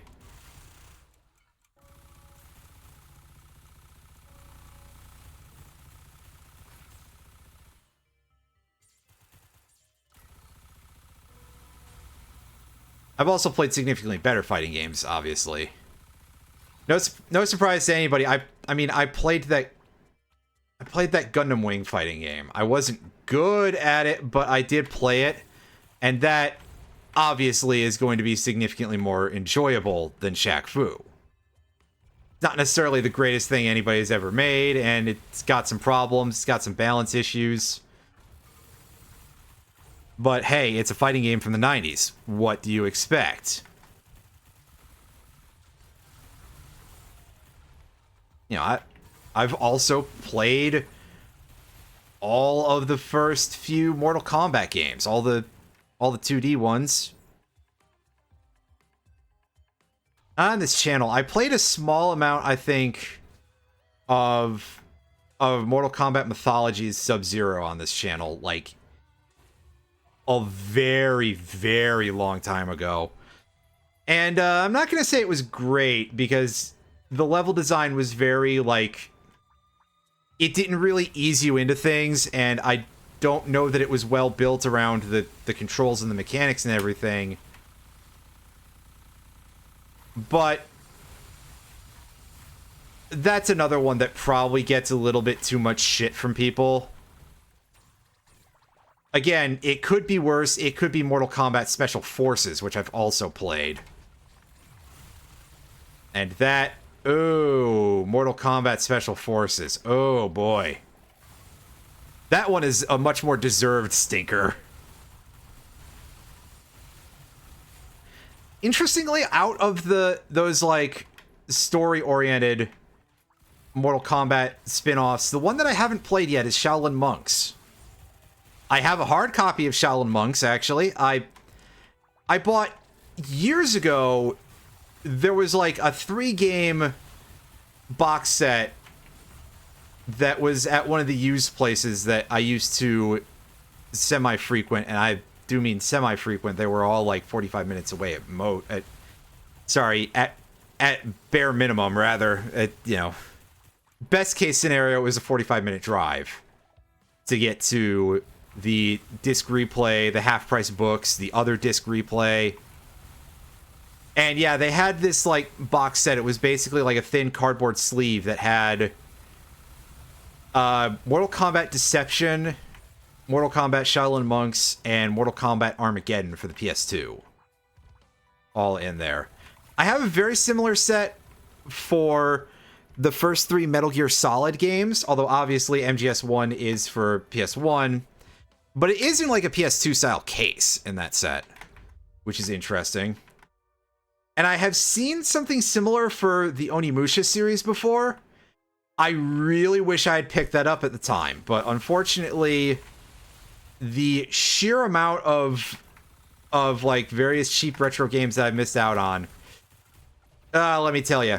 On the other hand, I managed to get Rule of Rose for $25 back in the mid-aughts, so like I think that serves as a pretty good counterbalance, because while I'm not completely certain of, oh hey, we got the access codes, so I'm not completely certain, but I don't think that large amount of the European copies of the game from a while ago that were found up in a warehouse has probably reduced prices overall long term. At least not for the US version, obvious. A little more likely to do something for the EU version because that's a huge amount of supply of it. But also, you got to remember that there are quite a few people who do care about getting specific versions of games and not just like, oh hey, I have a copy of this, period. Again, I would love to get a US copy of Earthbound. I already have a Mother 2 cartridge. If I was going to be satisfied, I would already be satisfied, Anyway. Yeah, so one of these days I got to get to that because to be completely, I've heard that Shaolin Monks is a pretty good game, right? That seems to be at least decently well regarded. And not on a level of like, well, at least it's not Mortal Kombat Special Forces. I'm talking people think it's actually good sometimes.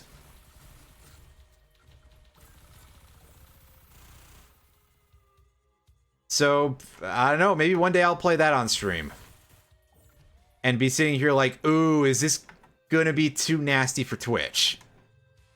But I don't think it will be, just because I know how standards are about certain things. And, it's an American-owned company, so violence is generally going to be mostly fine with them. Anyway, maybe we don't need to talk about that as much. Nothing really 100% in Shaq Fu. Well, then I guess that if I ever want to start building that torture list out proper, I gotta look somewhere else.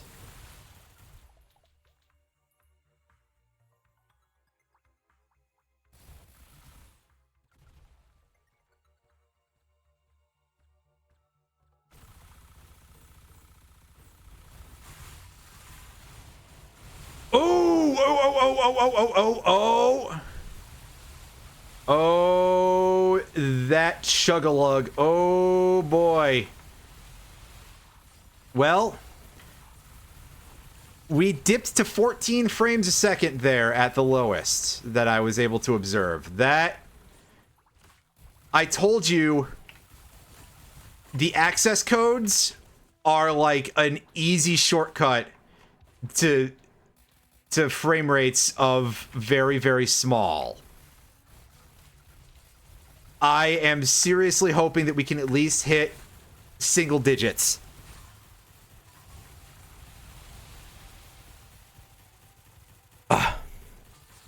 I mean, I guess so, but like DK64 is kind of a special one, right? Because it's just so overly padded. I thought about Balatro Completionist Plus, but I feel like that has to be on like a double torture list, you know? Like if we were going to go even deeper, that'd be like, okay, if the torture list originally was going to be like 34 and then 67 or something like that, which I mean I could do 69 or, you know, super easy obvious, but the idea would be like thirds of 100 or something, and then have like a double torture list for even higher, which would probably be like 100, which, yeah, if I ever get to 100, if I ever hit 100 sub points, I think something has gone wrong in there's been like a glitch in the matrix. So yeah, because Balatro Completionist Plus is I don't think I would recommend it to you unless you were like a super freak for that kind of game. And, you know, quite frankly, even I'm feeling like I may have my reach may have exceeded my grasp slightly on that. I'm still gonna go for it. I'm still gonna get it, but like, I wouldn't recommend it to the average citizen. That's for fucking sure.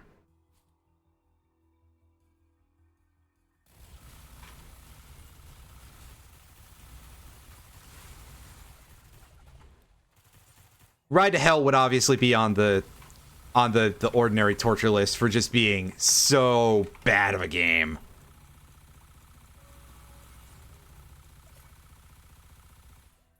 Because yeah, that's not great. On the other hand, I do kind of like the idea of having like a garbage game collection. So I think I paid like $30 used for it, and some people would think that that's clearly insane. And you are correct, but if I want to steadily shore up a collection of the worst games that I can think of, what a place to start, yeah? I missed the red item. I didn't see what it was.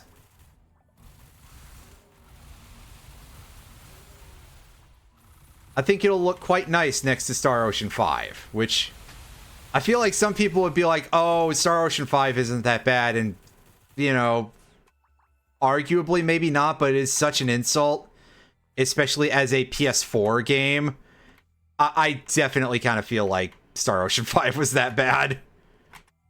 Which is a shame, because quite a few of the games in that series are actually really good.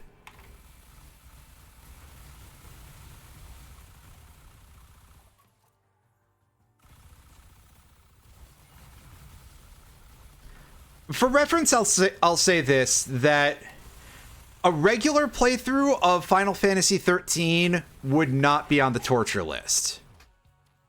I think that, like, the get every item run would probably be a possible double torture, but not...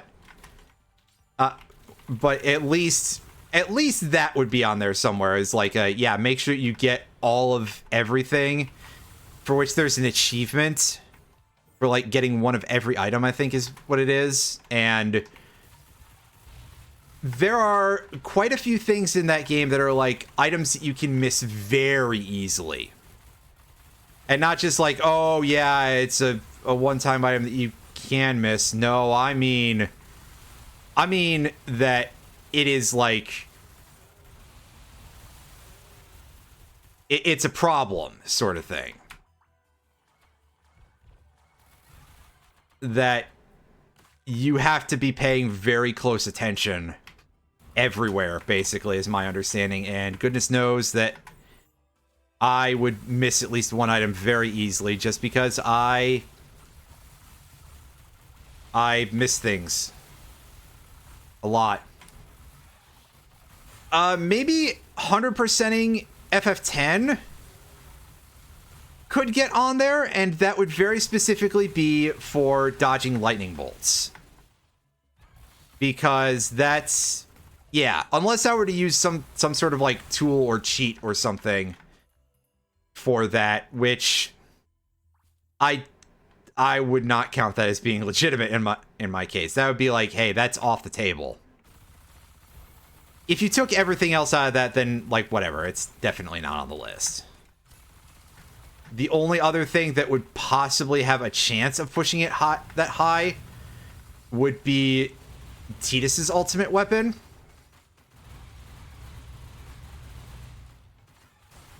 And even that feels like vaguely manageable.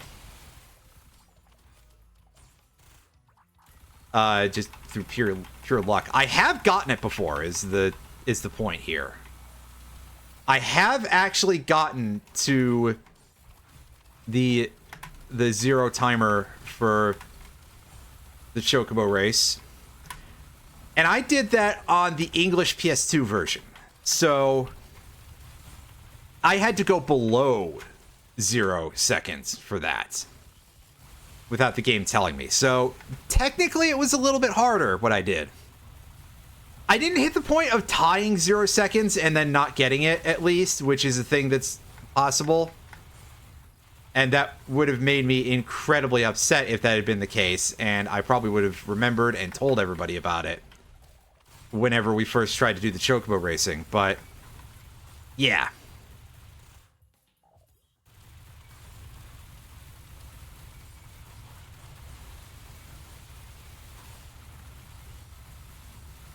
Anyway, yeah, that lightning dodging shit sucks. That's all you need to take away from this, because, well, it's true. Anyway. Alright, here we are again. We have a possibility of getting the one other... Well, not even one other. We have multiple green items. Or green items. Yellow items that we don't have yet. I was thinking green items because this chest was over here. And it's green. Also, by the way, I love that it's still on notifications from items from last level.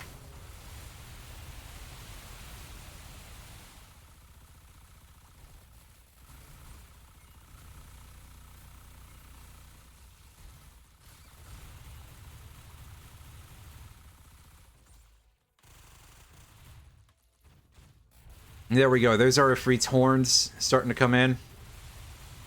I don't know how many of them we have. Well, we're at plus 10 off of the... No way it gave me that many extra stacks, because I only have the one thing. Unless I did pick up 11 Ifrit's horns there. It's a possibility.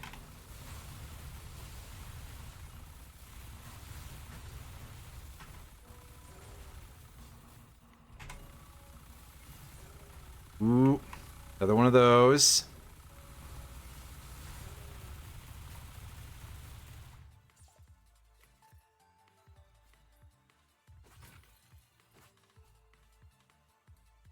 We're not done here yet, so not quite time for that. Hey, another USB stick.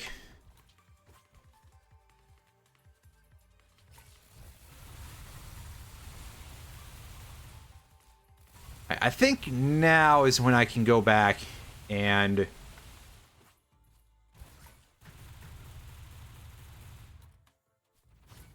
hit this and cremate. Ooh!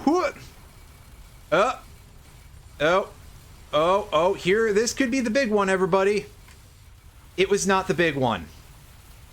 But I did see our frame rate go into the 30s.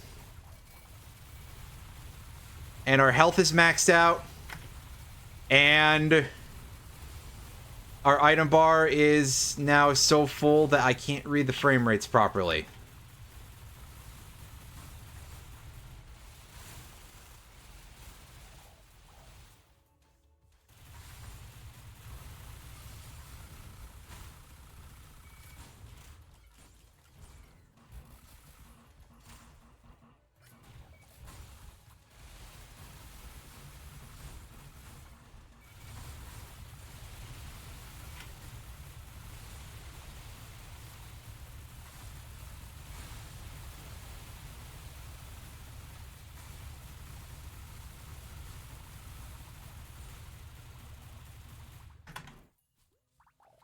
It's alright, I think killing the game might not be very viable this time, but we did get an incredibly funny run going, so credit where it's due.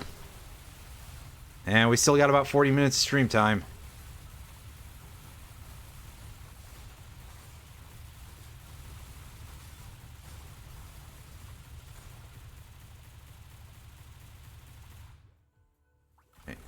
That.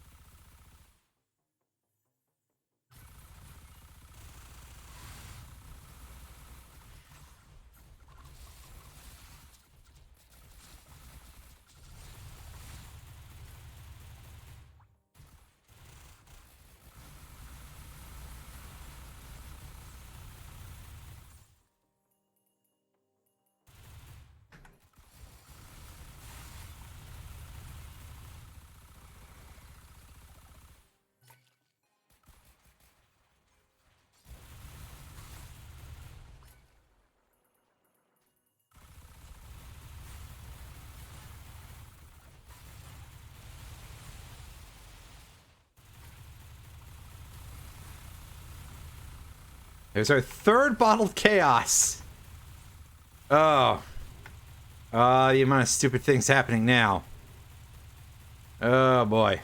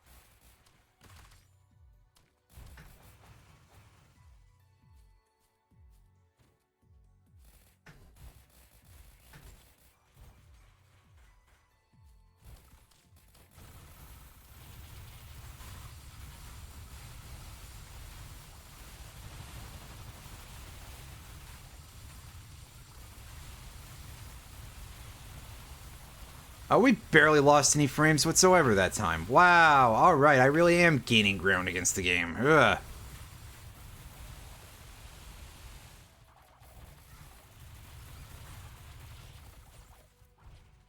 Perhaps it would help if I stopped trying to deal damage to the start. I'll just make sure that I get those lasers in there.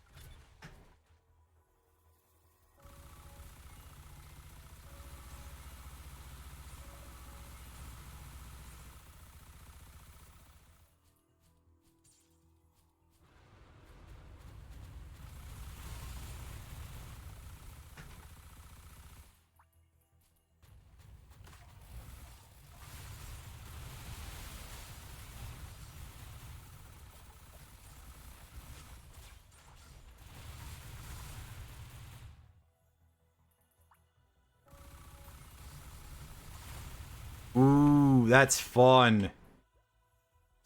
The old, Hyper Threader, that's what it's called. And Dios. Totally don't need that. But it was in the way, so I picked it up anyway.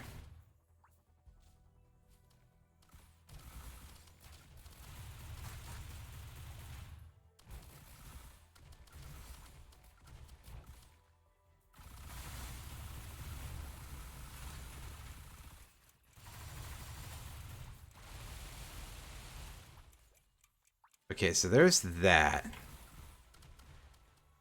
I'd like to find the laser thing first.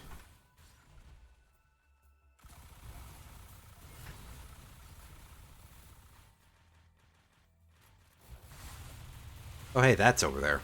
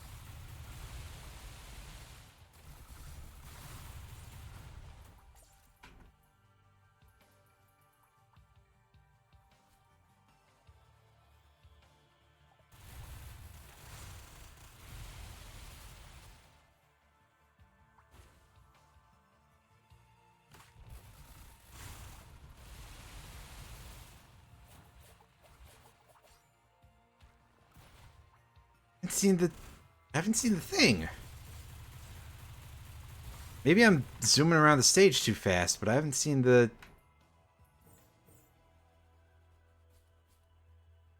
I haven't seen the thing that summons the lasers. I technically don't need it, but I do want to see if it will wreck my frame rate a little bit.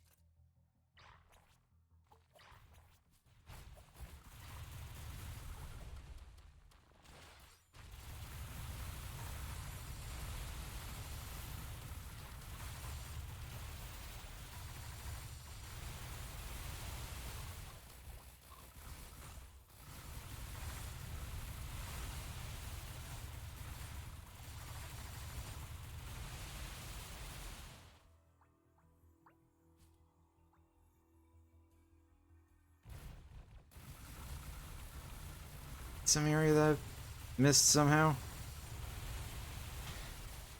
Oh, that's what I'm looking for. This map could I possibly have missed?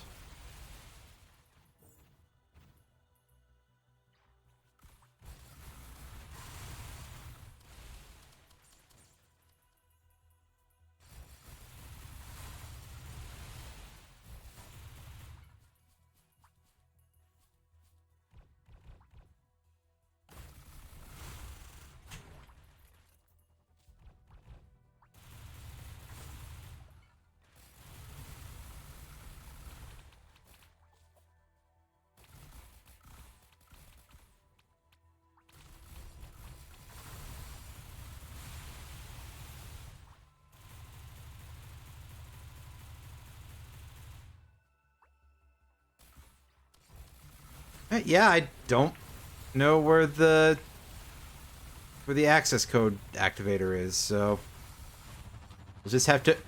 Oh! that's causing some problems. Oh. We hit 2 frames a second, everybody. We did it. We dropped the game to 2 frames per second. That is what I would call a resounding success. At least in terms of hitting single digits. So, hey, goal for the stream achieved.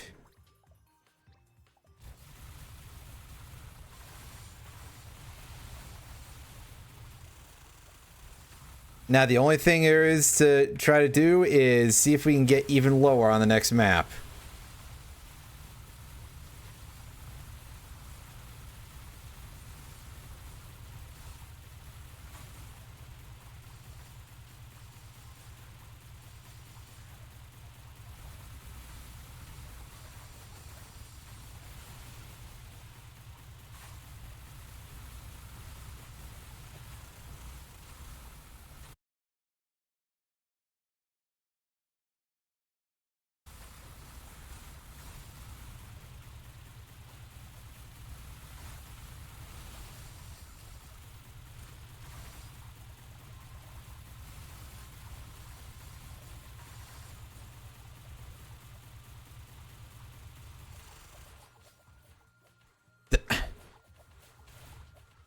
I am not sure what causes me to fling to the side like that sometimes, but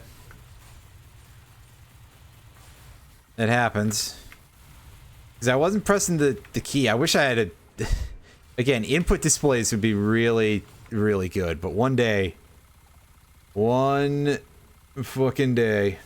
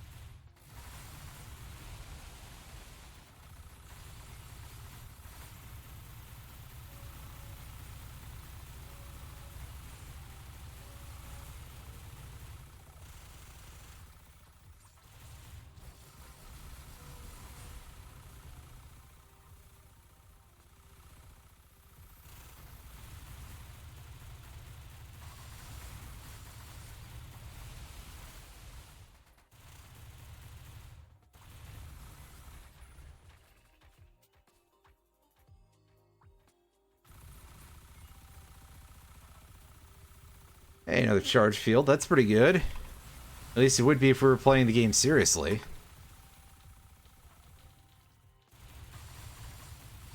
Unfortunately, at this point, I think we've established that I'm not.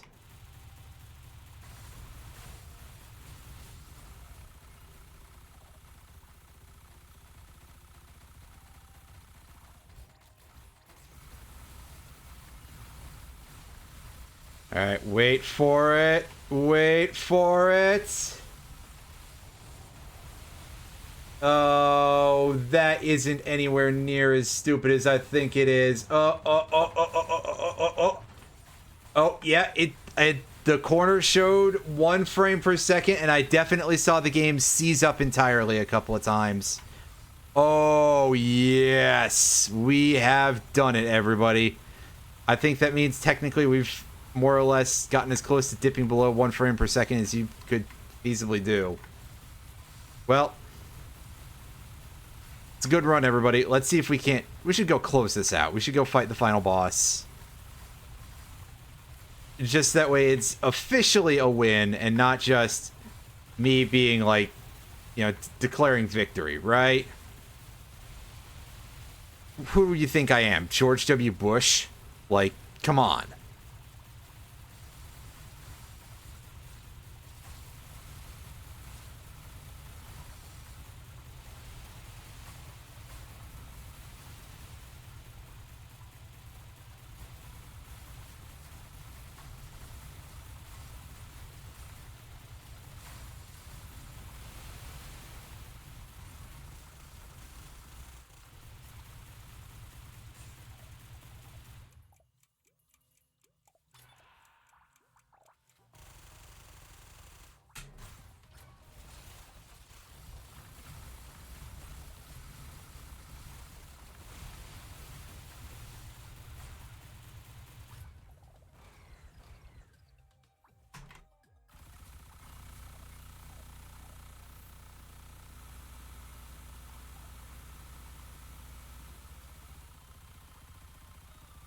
All right.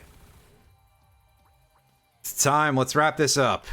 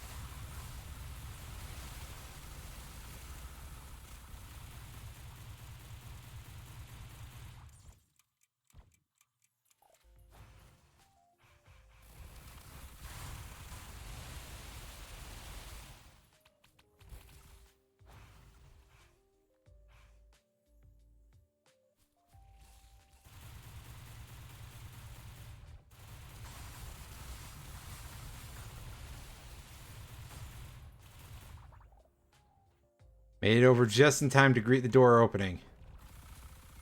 Funny. This one.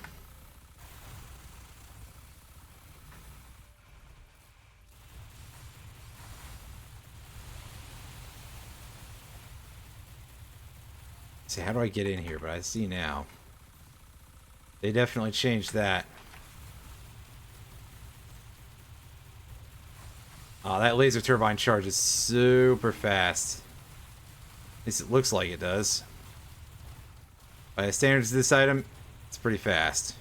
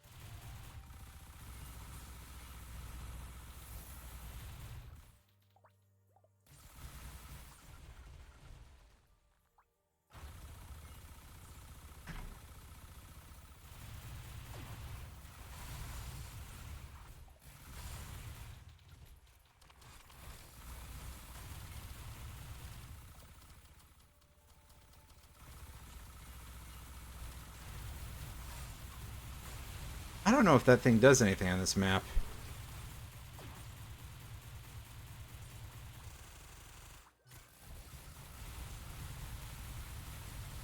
It has been so long since I've been in the final level here. God, I'm still gaining items indicators from the last map. That's funny. Saw more of those legendary sparks go up. That's...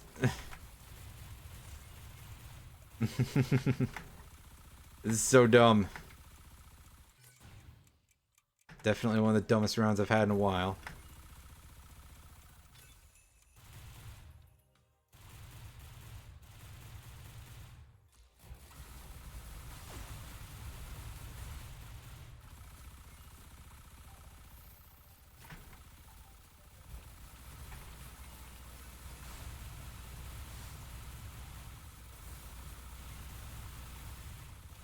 Ooh, fireman's boots. I haven't had that in the inventory in a very long time, and ultimately it's not that strong.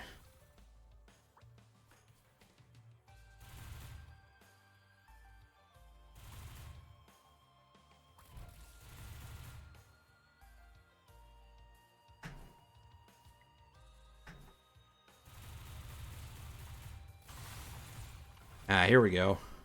Breaking in the back here.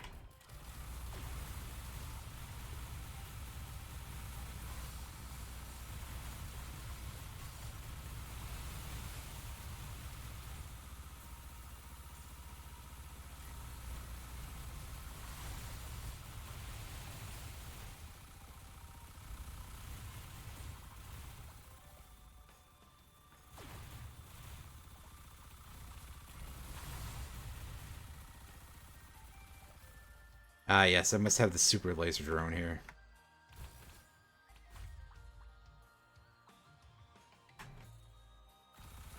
Super laser piss drone. Thank you, Eggman. Eggman.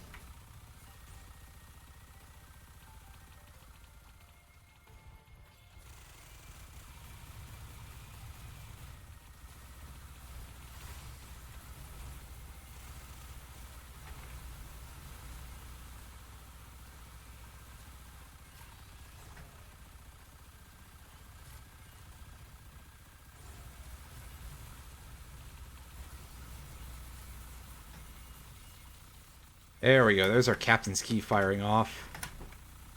Cracking all of those open. Thank you, game. That was totally unnecessary, but alright. It did things nice and fast for us, so hey. Good enough.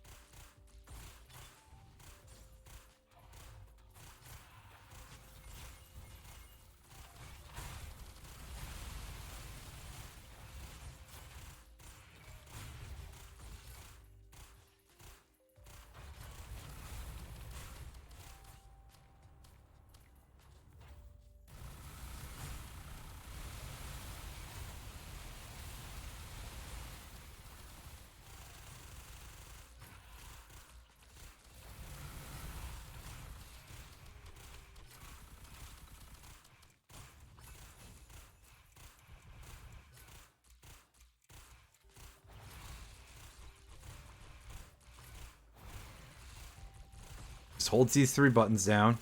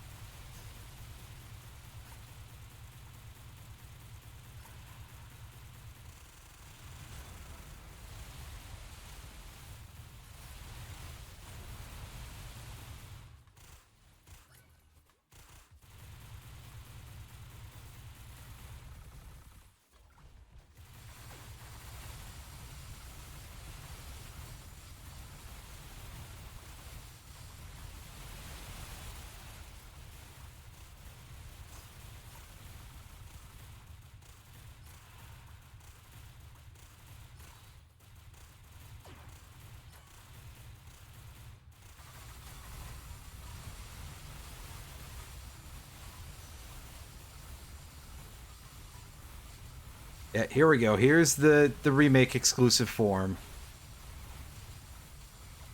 He thinks he stands a chance. That's funny.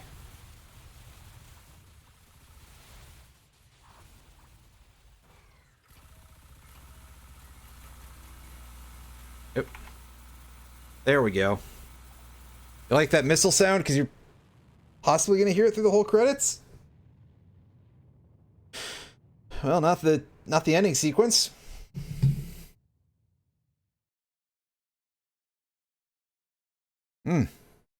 I was expecting the sound to get completely jammed at that point, actually. Because, yeah.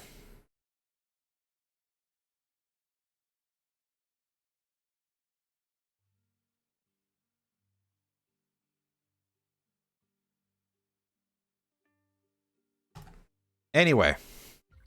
That was a fun waste of 3 hours, really, but We did get the game down to a frame rate of 1, and I wish on some level the game would record that.